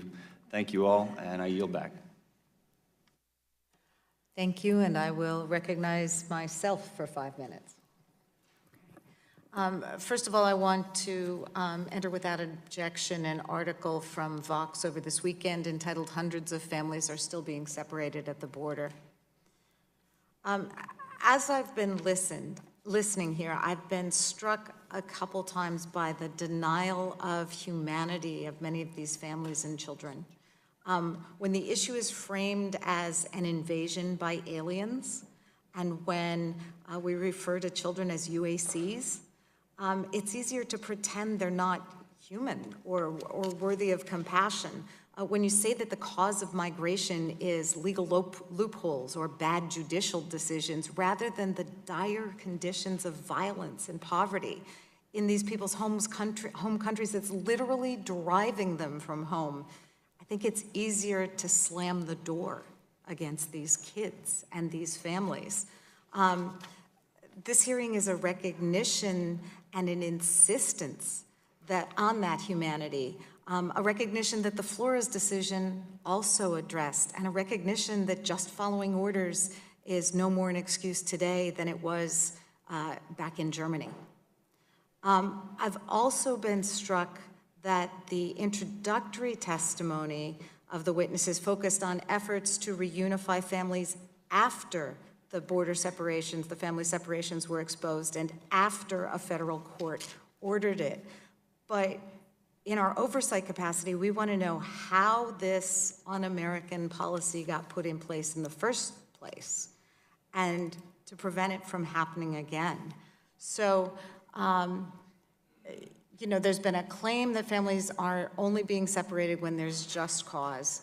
During my visit to El Paso 3 weeks ago, we met with a family that had been separated when there had been no criminal conviction, there was no health issue, there was no allegation that the mom was unfit. So my question, I guess, for Chief Provost is, what written guidance do Customs and Border Patrol agents have at this point in time for when to decide to do family separation? We have the guidance that I mentioned earlier that has been sent out to the field in relation to criminal prosecutions, a danger to the child, a medical condition that would cause separation if the parent had to be hospitalized, for example. Okay, I was a little unclear because you talked about different times when there were different policies. So is there a current written policy? Since June 20th in the executive order, that is the guidance that has been placed out to the field when it comes to family separations. Is that one document? I can't say for certain, but we can provide the document. Okay, if you could provide that document, I'd appreciate it. How about before the executive order? Was there written guidance at that time? The same type of guidance following the laws set through, whether it's TVPRA, the PREA, all of those laws impacted how we have worked. Those cases, prosecution was one of those, so the criminal activity, it's been the same guidance when it comes to reasons that we would have separated prior to zero tolerance. Okay, so the only change in the policy was during the zero tolerance period? It wasn't a change because it was still for a criminal prosecution, which would impact the separation. But that's when criminal prosecution was, because you were going to criminally prosecute parents at that point. We had criminally prosecuted parents previously as well. The numbers increased during that time frame. As I stated because before. There was a decision made to prioritize prosecution of parents during that period. No, the decision was not made to prioritize prosecution of parents. The decision was made to prioritize prosecutions. As I stated earlier, during that time frame from May 5th through June 20th, when parents were included, only about 10% of our prosecutions were family members, while at a time when 40% of our apprehensions were family units. I would not say it was a prioritization. Okay. It was part of the group. Okay. So does Customs and Border Patrol ever review family separations? We work with our Office of Chief Counsel if there are any allegations. Our Office of Professional Responsibility or DHS's Office of Inspector General does investigations into those allegations. Okay, one more quick question for Mr. Lloyd. There was a discussion about the concerns that have been raised by Commander White concerning family separations and the mental health impact that it could have. Did you ever consult with any mental health professionals or get any advice from them on how to implement family separation? The advice that Commander White would have imparted to us would be done in consultation with mental health experts whom we have on staff. And I would just add that there was nothing surprising about the determination that there could be mental health consequences to separation from a parent for any period of time. It's something we took under advisement, and once we started seeing changes in our referrals at the end of the summer. Okay, I see my time has expired, so I want to finish, but if you could provide us with the credentials and any written communications regarding your consultations about mental health, we'd appreciate it. Okay. At this point, I would recognize Ms. Garcia, the gentlewoman from Texas. Thank you, Madam Chair, and I'm so deeply troubled by a lot of what's been said today. It's almost hard to even begin because this is just such a, in my view, so inhumane and unconscionable that I just sometimes can't even deal with it. So I want to first start by thanking you, Commander White, for at least at some point objecting to the separation and bringing to light, at least to those that might listen, that this could have lasting effects. So I wanted to ask all the other members of the panel, did you all ever object at any point in this process to your superiors or to someone that might listen that this was harmful and not a good idea? And I'll start with you, Director McHenry. Again, we don't typically comment on internal discussions, but this is a prosecution policy. You know, it's vetted, it's discussed internally. Well, I'm not talking career prosecution, I'm just talking, I mean, didn't you ever just think this really goes against humanity? We should not be doing this? I'm not asking for you to share a discussion with the Attorney General or anyone else. I mean, you as a human being, did it ever strike you to just say, but wait a minute, guys, I know I'm a lawyer, but, because I'm a lawyer and I'm a former judge too, and sometimes I saw some things that I didn't like and I would speak up. You never did that? No, we understand the concerns and the sensitivities, but again, the focus... Sir, I've asked you a question, if you would please answer, yes or no. Did I? No. Thank you. Mr. Lloyd? It's real simple, sir. Did you ever just say, this really goes against humanity, we should not be doing this to children? I did not say anything along those lines. As a parent and a Did you ever think of your own child and what would happen if somebody took your child from you? about the children. That's why we labored. I saw my role as managing the program that labored to give the children that were involved the best care that they possibly could. So your answer is proud no. of our record All right, of thank the you, Ms. care that Usher. we gave to them. I did not voice in that exact term, no. However, I don't want it to be lost on anyone that we in law enforcement, you know, many of my officers are parents as well. And of course, it's a difficult Well, I can tell you situation. that I have visited many facilities. I visited one in the Valley when the unaccompanied minor issue first came to light, and I have visited ORR facilities. I have visited CPB holding facilities. And I can tell you that some of your officers don't feel good about it and shared that with me. I'm just wondering if you were just as human as them and were ever said anything to anyone. As I said, I did not raise it to my superiors, but again, neither I nor my officers in ERO, I don't think it's fair to say that, you know, it doesn't bother those as well. I'm losing time here. And Chief? As you stated, this is a difficult situation, and it is for any law enforcement professional, my men and women as well. But as law enforcement professionals, it is our job to enforce the laws. So it's a job and you just moved on. Thank you. No. Now I want to ask Mr. Lloyd a question. I wanted to follow up on my colleague Sheila Jackson-Lee's question about the Southwest Key facility in her district, which borders mine and impacts my district. So I thought your answer was sort of disingenuous. Did you tell her that it wasn't up to you to license that facility, or what exactly did you mean? I would preface this by saying I'm not sure which exact facility you're referencing. And it's one that wants to open. She doesn't want to open. Sure, I don't want to open. I don't know anybody that wants it open. Yeah, and so you're talking about one that is to open, and I'm no longer involved in the day-to-day operations of No, I realize that. Because I sent you a letter earlier this month on February 14th asking some questions about this, and I'm not going to respond. And you can expect a reply to that, but the reference that you questioned about was our residential facilities are first licensed by the state before we open them, and that's part of our Right, but you fund them, so unless they know that you're going to give them money to open, they don't go to the state to get a license. I mean, I think we need to put it on the record. You fund them. Residential facilities must be licensed before they can open. That's right, but they wouldn't bother opening, they wouldn't bother trying to operate unless they knew you had a contract or were going to give them the money.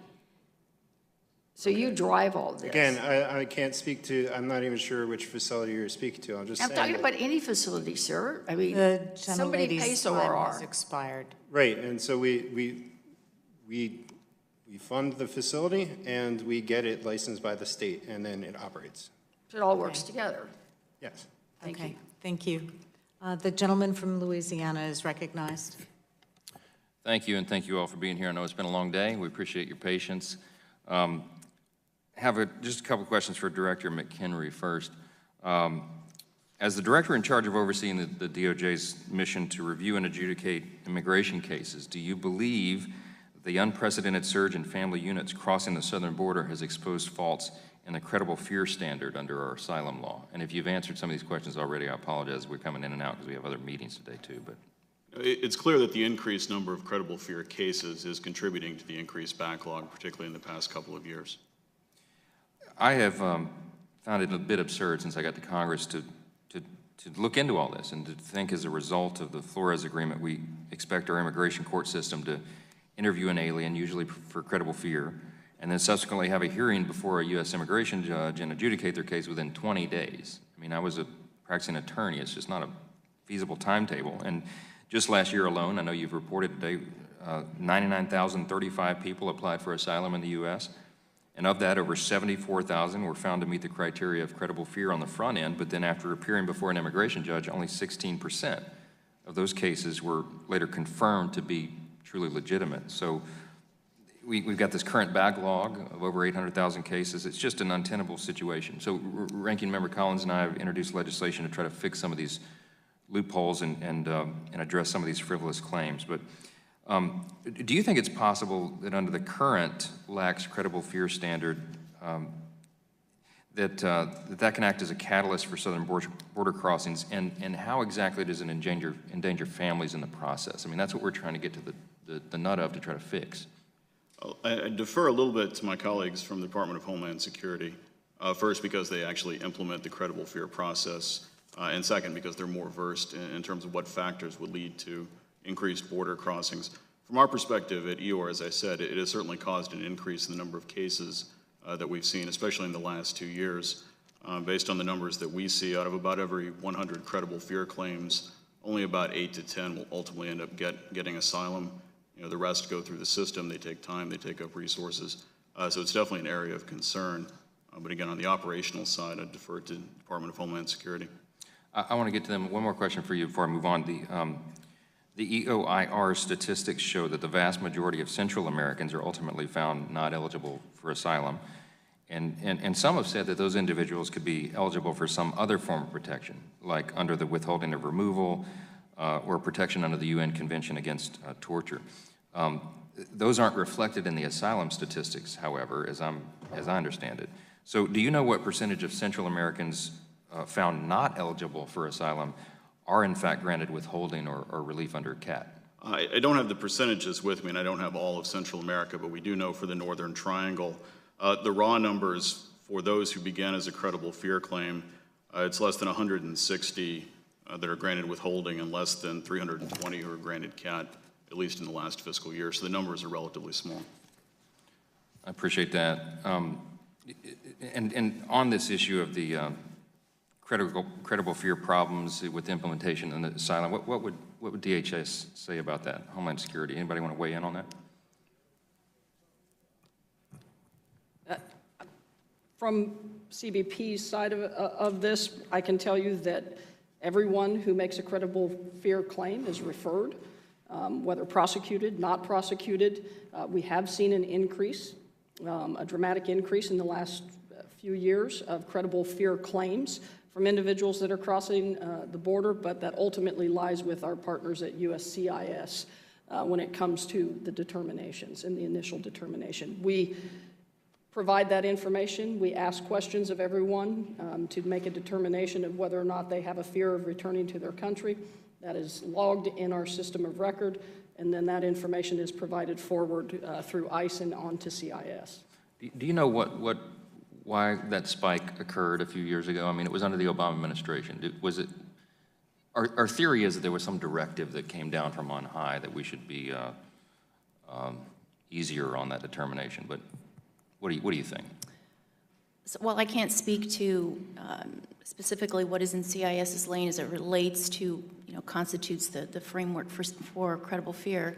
Another observation I can share is the rate in which individuals who come to our custody who have been processed as expedited removals, that is at the time of encounter with our colleagues in Border Patrol, Chief Provost agents ask them, do you have a fear to return to your country?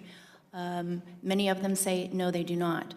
However, once these individuals are then transferred to my custody, as they are mandatory detention, it happens on a regular basis, and it's happening on an increasing basis, that these individuals then change their claim and then say now they have a fear to return their country. That then cancels out the expedited removal, and then my officers have to put the individual into the credible fear process.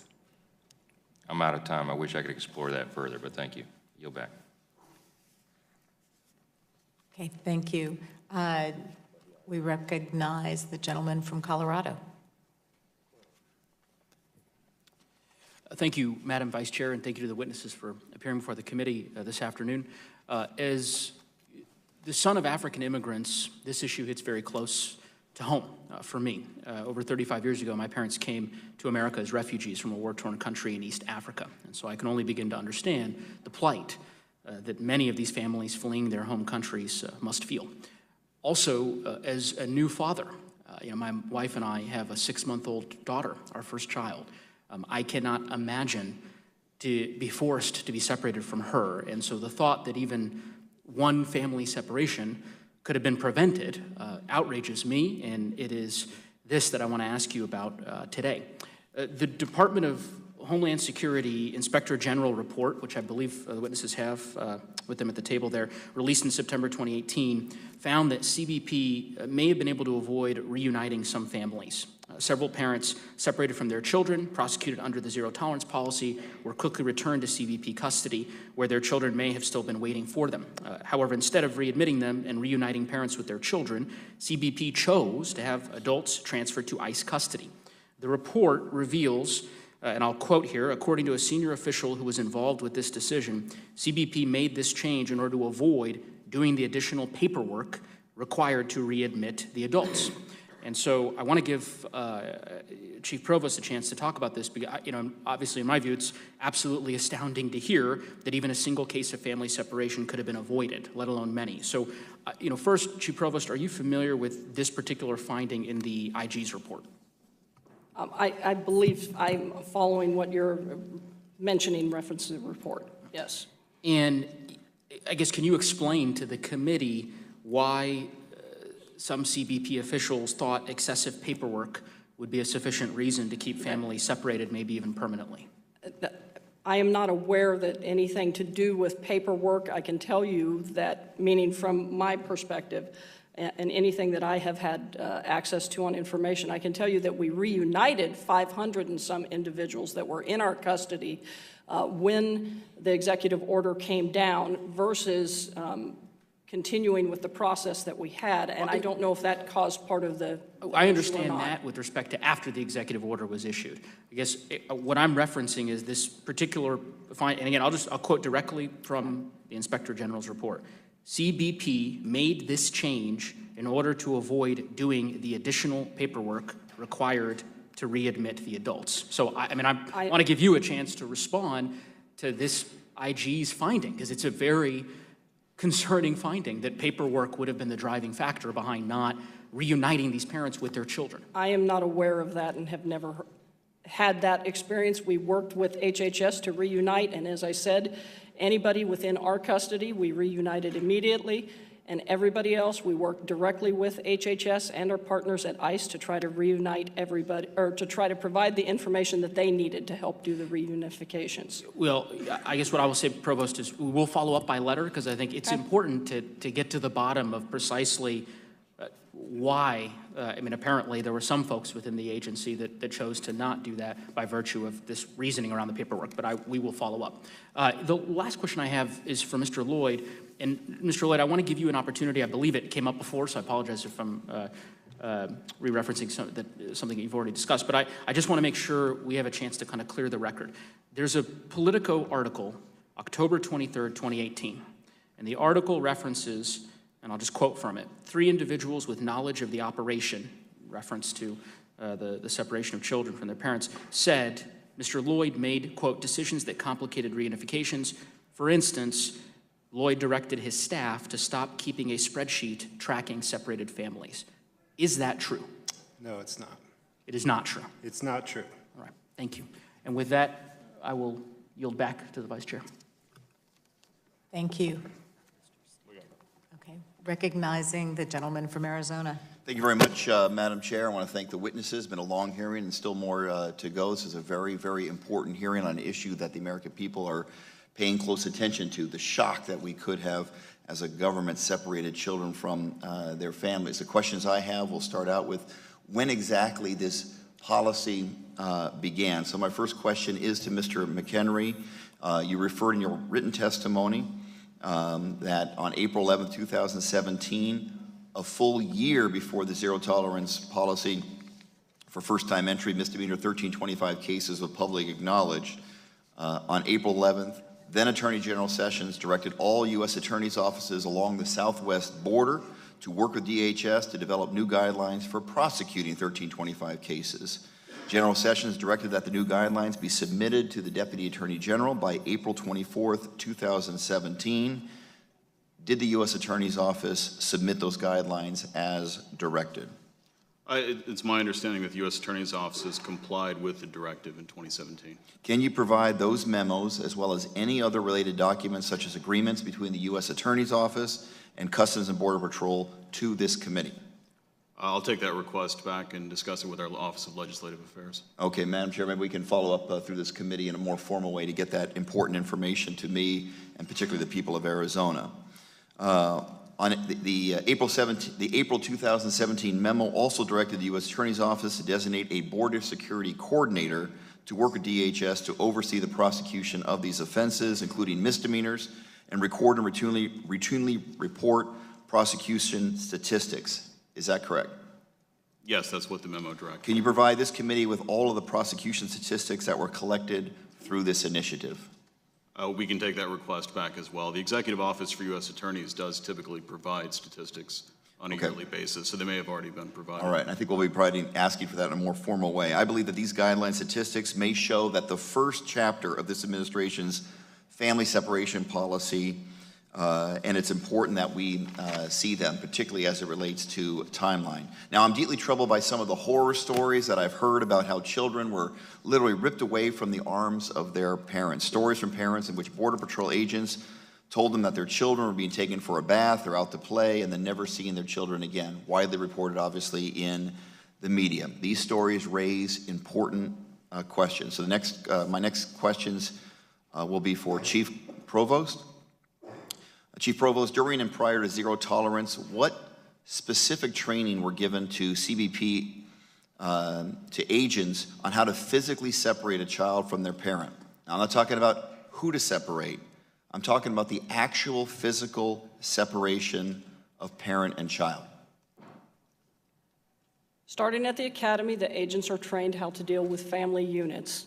And then beyond that time frame, every year we follow the law and we have training on TVPRA, the Prison Rape Elimination Act, and Flores, which addresses care as well as the treatment of those in our custody. Are those policies written down? TVPRA, PREA, Flores, yes. Okay. Are there written We also have our policies specifically TEDS about? policy. Are there written policies specifically about advising agents on the actual physical separation of parent and child? Not that I am aware of, but I can tell you that any allegations, and I am not aware of what you stated earlier, but any allegations of such are taken very seriously by CBP and the Department of, and DHS Office of Inspector General either investigates or the Office of Professional Responsibility on any and all allegations. You indicated that these policies are not in written form, but were still provided Policies are in written form. that the policies provided training to those agents as to how to physically separate. Are you aware of whether or not those policies were created in consultation with child welfare experts? If I may be clear, too, we are talking acts. So some of these, we're talking Prison Rape Elimination Act, the Trafficking Victims, these are laws. So I can't speak to the consultation in relation to those. How about trauma experts? You've heard testimony here today, questions from members of this committee about how traumatic this event would be in the child's life, to be taken away from parent, even for a short period of time, how that could have a lifelong impact on that child. In preparation for your agents to engage in that activity was their consultation with trauma experts on how to best implement this policy. Not that I'm aware of. Is there anything to prevent a Border Patrol agent from deceiving a parent when separating a child? The gentleman's time has expired, but you may answer. My agents are compassionate law enforcement professionals that are trained to deal like any other law enforcement professional with what is a very difficult situation. If that were to occur and an allegation were made or we were aware of it, it would be investigated. Thank you. Mr. Jeffries is recognized. Thank you, Madam Chair, and I thank all the witnesses for their presence here today. The Trump administration's family separation policy and the practice of ripping children out of the hands of their parents was un-American, unacceptable, and unconscionable.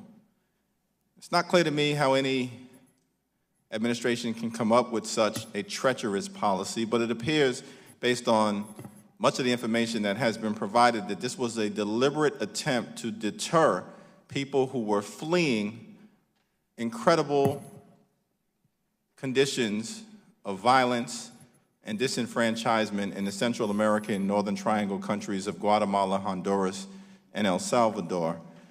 Now, the Homeland Security Secretary has denied that any family separation was being done to deter migrants. Is that correct, Commander White? I don't work for the Department of Homeland Security. I've only seen those statements in the media. Others would have to answer that. Okay. Now, she indicated that she would find that notion offensive. Does anyone on the panel find the notion offensive that the Trump administration was engaging in family separation policy to deter?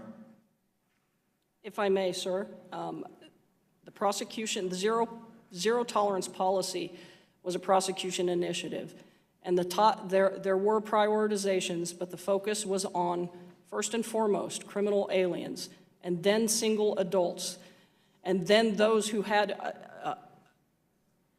I think it went serious criminal aliens, meaning felonies, then misdemeanor convictions, then prior removals, single adults, before any family unit whatsoever. It was not a family separation policy. It was a prosecution initiative for violating the law for 8 U.S.C. 1325. Okay, by criminal aliens, you mean human beings, is that correct?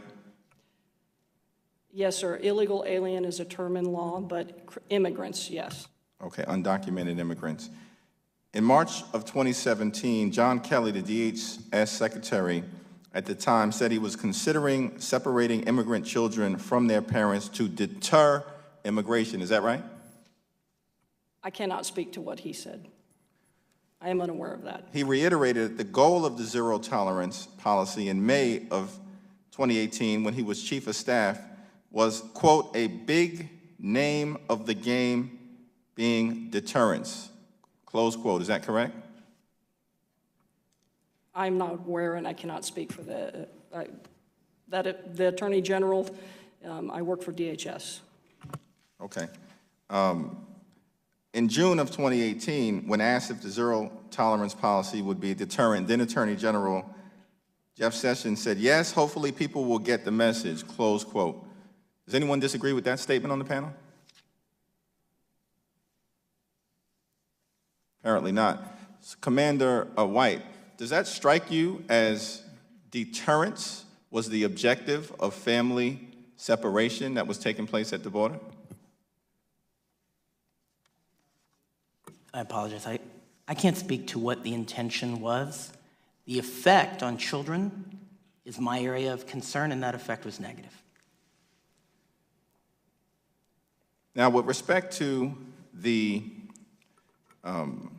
Acting Assistant Secretary for Children and Families, Stephen Wagner mentioned that the new zero tolerance policy will result in a deterrent effect.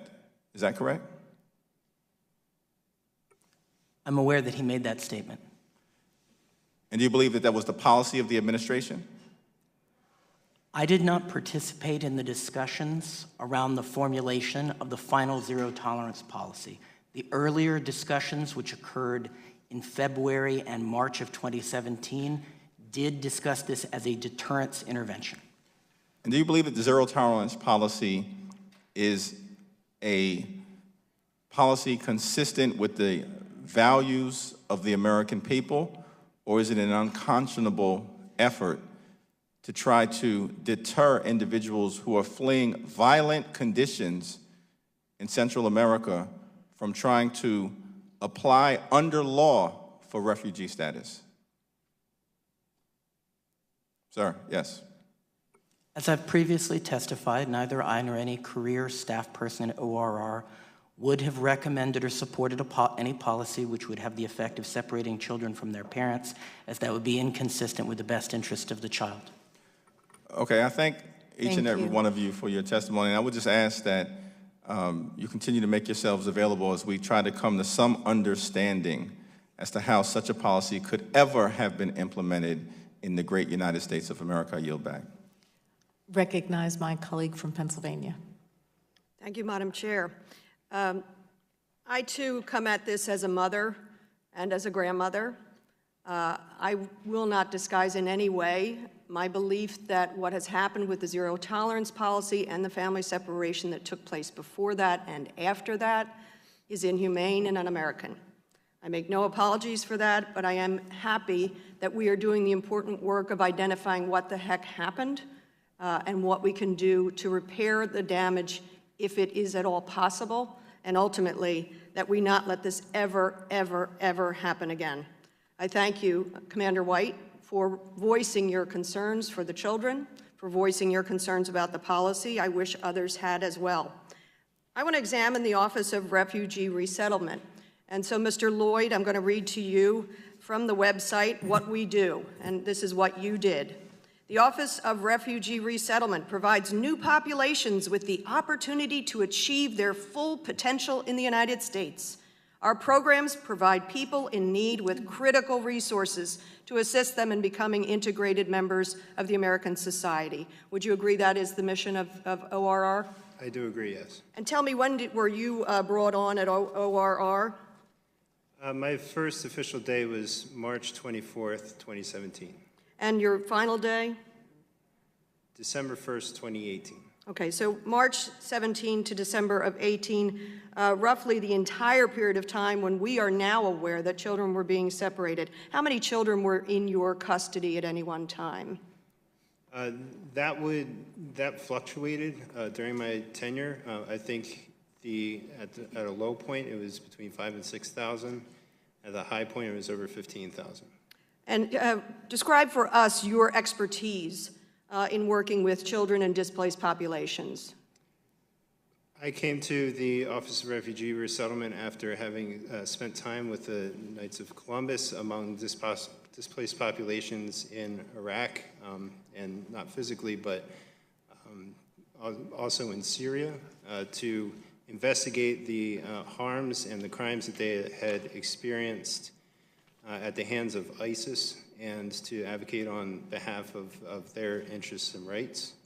I also have some experience as a teacher, which I think spoke to the Unaccompanied Alien Children program. And you told us that you did hear from Commander White his concerns.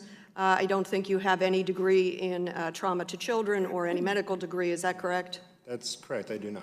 It's too bad you didn't avail yourself of the greater expertise of Commander White. That's not true. I did listen very closely to my advisors, including child welfare experts, medical and experts. Then did not speak up against the policy or speak up about the problems for the children. Something you did take an initiative on. Isn't it true that you tracked the menstrual cycles of young girls, young women in your custody? That's not an accurate characterization of what occurred. I'm not sure what exactly you're referring to. I believe in a deposition you actually admitted to that.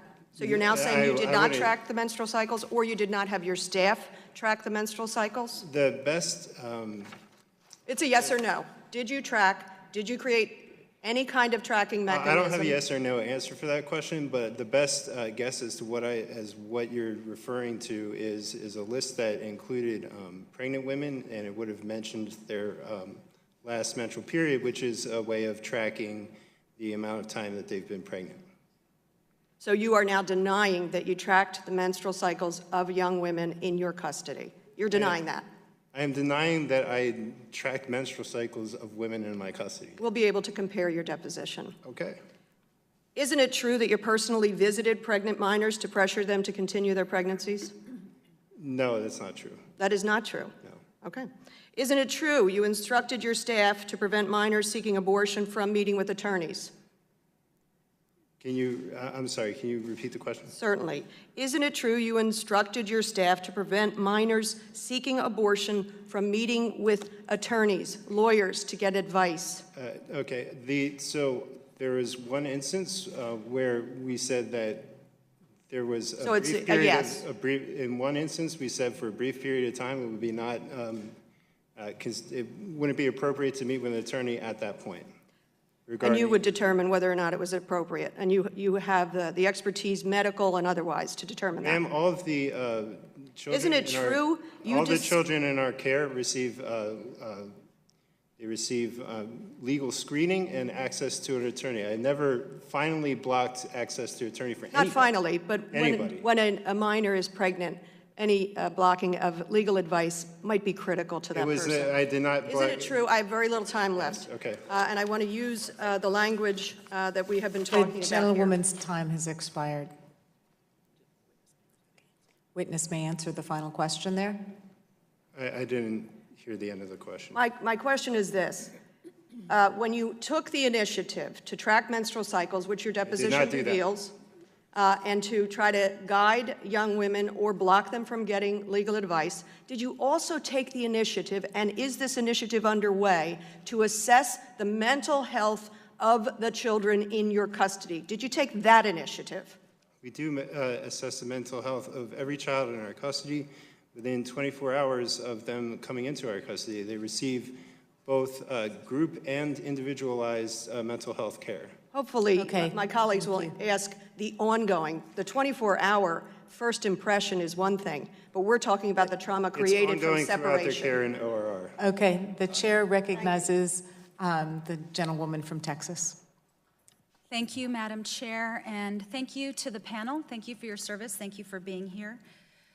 I am from the safe, secure, and vibrant U.S.-Mexico border community of El Paso, Texas, where unfortunately we have the dubious distinction of being the testing ground for the Trump administration's family separation policy.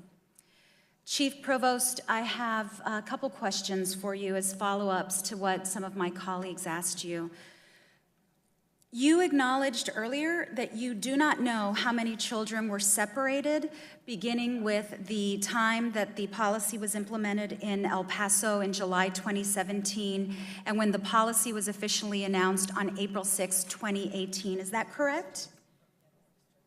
I don't have that number with me. It is a number that I can get. Okay, so then you do know how many children exactly were separated during that testing period? Once again, it wasn't a family separation testing period. I understand It was a that. prosecution initiative like many others we have done, but we can pull that information. Okay, and I'll tell you, and so if we could have that, I'd appreciate that. We do, in El Paso, we call it the child separation policy, because that is exactly what happened. I know it's far more academic to call it by its governmental name, but those of us who have actually sat with the families who've been separated and then reunited, we have seen the trauma firsthand. It's painful, and we should call it for what it is. So what is the plan? Do you know how many of those families during that testing period, how many of them have been reunited? I do not. That is something that, once again, anybody that we separate for whatever reasons, and there are still reasons that we have to separate children from parents, that information we provide to HHS going forward, and that I don't deal with the reunifications. Okay, who on the panel deals with the reunifications? That would be me, ma'am. And can you tell me how many of those children have been reunited, those who were separated during the testing period? If the child was still in ORR's care on the 26th of June 2018, regardless of when they were separated, whether they were separated during the declared period of zero tolerance or before, those are minors who are in the Ms.L., whose parents are in the Ms.L. class, and we can say of those which were reunified and which were not. What neither I nor anyone in HHS knows is which of the children who had already been discharged from our care before the 26th of June, which of them were separated and which weren't. Although, if someone were to give us such a list, we could certainly tell you to whom we discharged every single one of those children. Who can get you that list? We don't have it in HHS. I would assume that only DHS could provide such a list. Okay, so we need to make sure, will you request that list from DHS? Wouldn't it be incumbent on us to make sure that every single child that was separated could be accounted for? Isn't that our obligation? That's a matter that Judge Sabra is deciding right now. But I'm talking about the folks before, I'm talking about the children and the families separated. But unless there is a court order, we are not going to go into the homes of families to take a child out from their other parent or their aunt to bring it back. All right, thank you. I reclaim my time. Earlier in this hearing, Mr. Raskin referenced the work of the Texas Civil Rights Project. Because of their work, we know that family separation continues to this day, several months after an executive order should have stopped it. Madam Chair, I ask unanimous consent that a report by the Texas Civil Rights Project entitled "The Real National Emergency, Zero Tolerance, and the Continuing Horrors of Family Separation at the Border" be entered into the record. Without objection. Chief Provost, you stated earlier that children are currently being separated from their parents when the parent has a criminal conviction. Does that include illegal reentry? It is not for standard entry. If they have a felony charge, it can include illegal reentry. So they are being separated today because of illegal reentry? That is a felony. If they have a conviction for it from previous, where they have a felony conviction, they would be a felon, so then in that that's case. Shocking. Not for the horrifying. reentry at this point, it's if they have a felony conviction. Madam Chair, I ask unanimous consent that a news report by Julia Ainsley entitled, quote, "Trump administration way targeting migrant families, speeding up deportation of children" be inserted into the record. Without objection. And the gentlewoman's time has expired. May I ask a final question just related to this article? The article details memos, one of which... I'm sorry, we can't. Okay. Recognize the gentlewoman from Florida. Thank you, Madam Chair, and for everyone appearing here today. I understand the difficulty of being on the spot, but this is incredibly important. I represent the Florida's 26th Congressional District, where it is home, apparently, to the largest detention facility in the country. Just to tell you a little bit about myself, I'm a proud immigrant. I came here when I was 14 with my mother.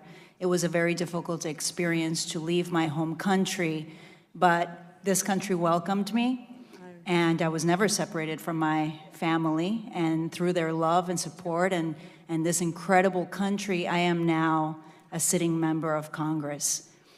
So when I went to this facility last week, I saw many kids that reminded me of myself.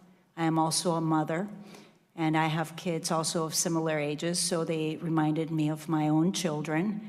And it was a very troubling experience. I went in with an open mind, and I left with many, many questions and many concerns. It's highly regimented. The kids start at 6:30 a.m. and they don't go to bed until 10 p.m. There's high fencing all over the facility. It definitely feels like a prison. We were instructed not to really speak to the children, but I went ahead and spoke to them anyways. There are kids that are housed in an area, 144 kids in bunk beds with numbers next to the bunk bed. I believe we are committing a crime against humanity. This is not the country that I came to. It is an America that I do not recognize. And this is not to accuse any of you personally, but you have to understand the severity of the situation.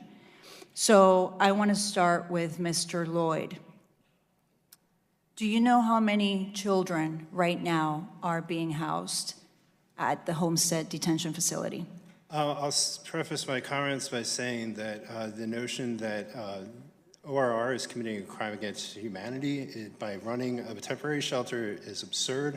And it's one that I take personally, and I take personally on behalf of Mr. the dedicated Lloyd, individuals who are caring for those. it is obvious that you do not think that this is a crime against humanity.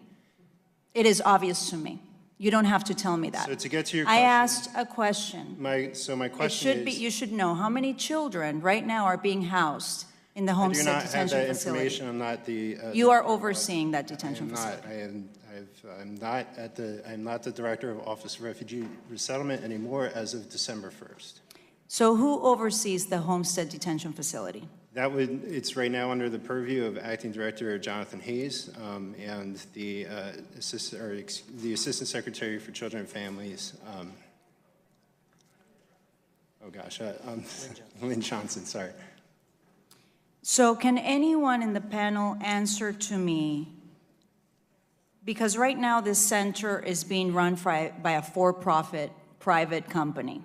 They are making about $750 per child. So it is no surprise that there's no rush to getting any of these children reunited with a family member or a sponsor. And last I heard was they were increasing the capacity. So my question here, and maybe I would love to know if anyone in the panel can answer this, is why was the decision made to use a for-profit company to oversee a detention center for the children being separated from their families? I'll address that for you, ma'am. First of all, the Homestead facility is not a detention center. It is an influx shelter. We operate influx shelters. We operated Homestead in the last administration and in this one. And I'm very proud of the work we've done at influx shelters. Let me explain why we do temporary influx, just so we're clear. We do it because Congress does not appropriate enough funds for us to have all the permanent beds we need for the high point of the fluctuation, and the fluctuations are extraordinary. But Homestead fully meets our national standards. But let's talk about this question. Why did the contractor who presently has the contract for the operation of Homestead receive it? Because we did a fair and open competitive process in which both for-profit and not-for-profit entities competed, and they had the winning proposal, which was selected by the contracting officer, who is not Scott Lloyd or any person in ORR. Now, let me ask you, since you mentioned that it's a temporary influx center, because I know that that means that they don't have to be licensed by the state. So what is the average, since it's a temporary influx center, what is the average length of stay for a child that is being held at the detention center? So we will have to get back to you on the current average for Homestead. However, typically, the standard for placement in an influx facility would be that we would anticipate the child would be in our care 60 or fewer days. Okay, because I understand that there are children being held there for over 9 months. And do you know how many that is a fact? The gentlewoman's time has expired, but you can answer.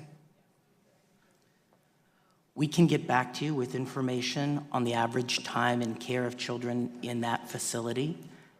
That facility, however, does meet the needs of children, and we have used it successfully in 2 different administrations.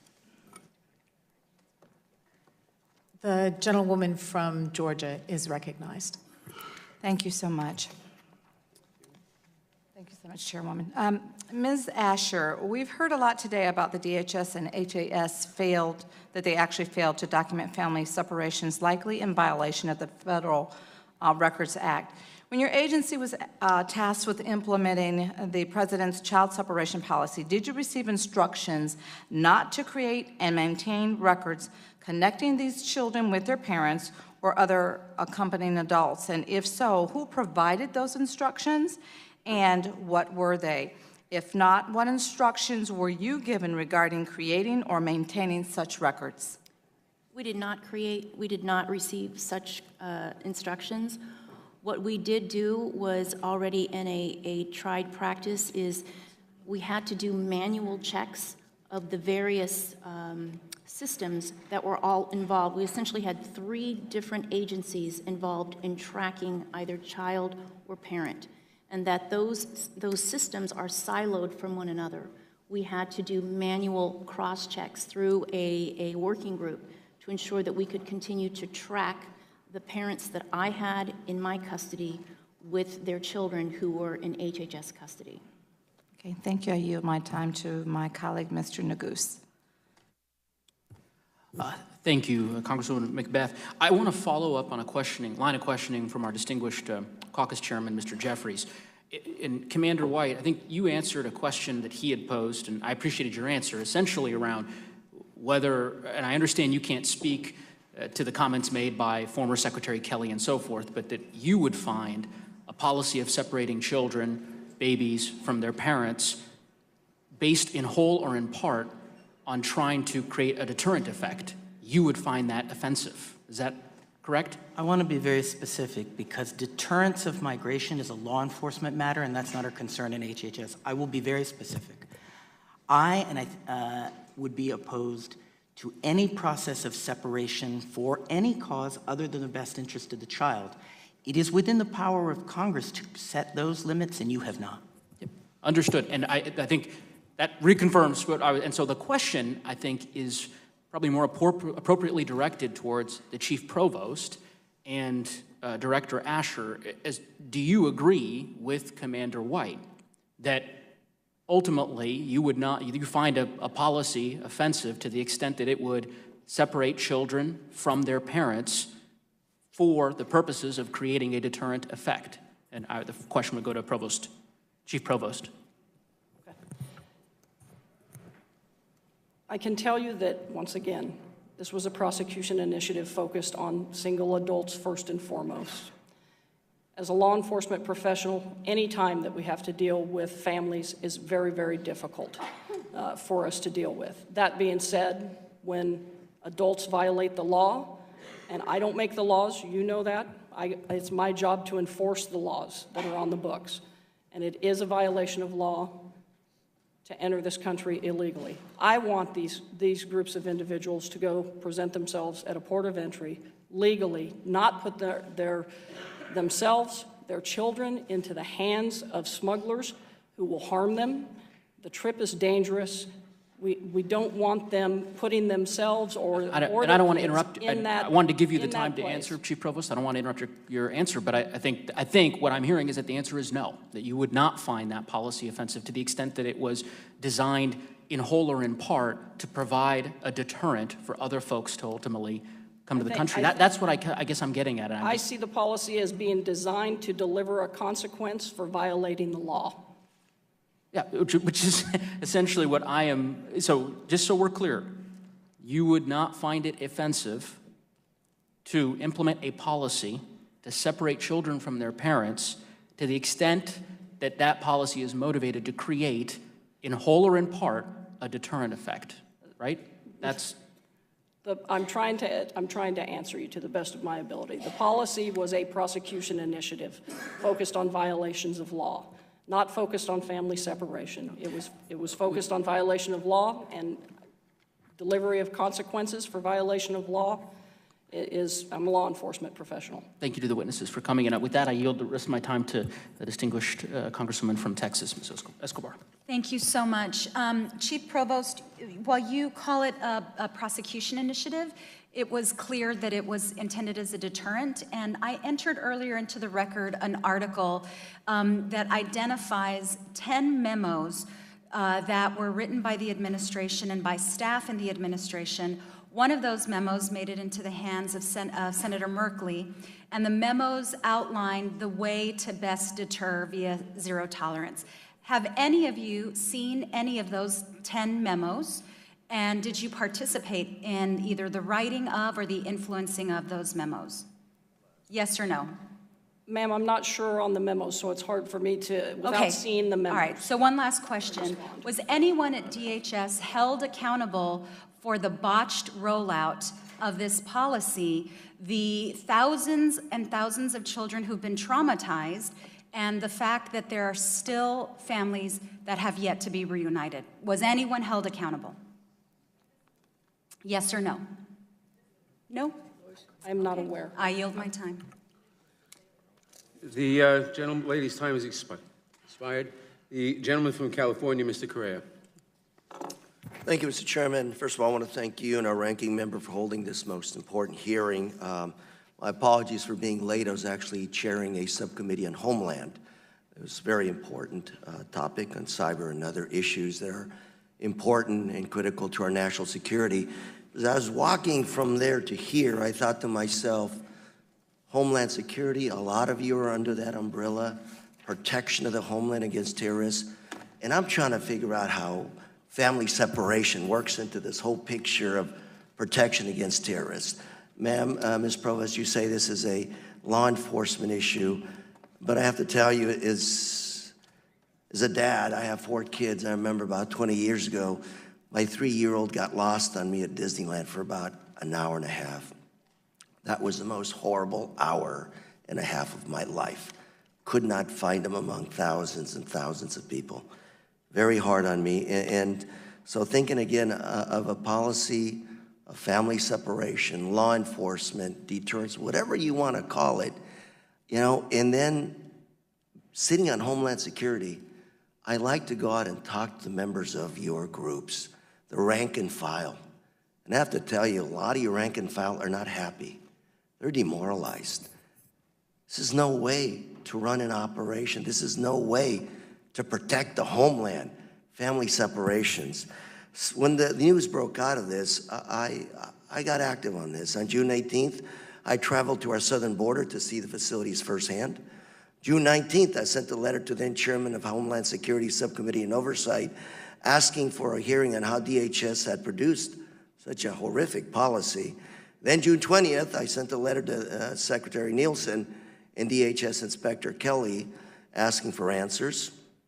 June 22nd, I led a letter, 123 members joined me in demanding that an immediate investigation of DHS and HSS, which eventually led to an HSS OIG report that was released in January. June 27th, I asked then House Homeland Secretary Chairman to hold a hearing on the issue. And on July 25th, in a private meeting, I again asked Secretary Nielsen for answers.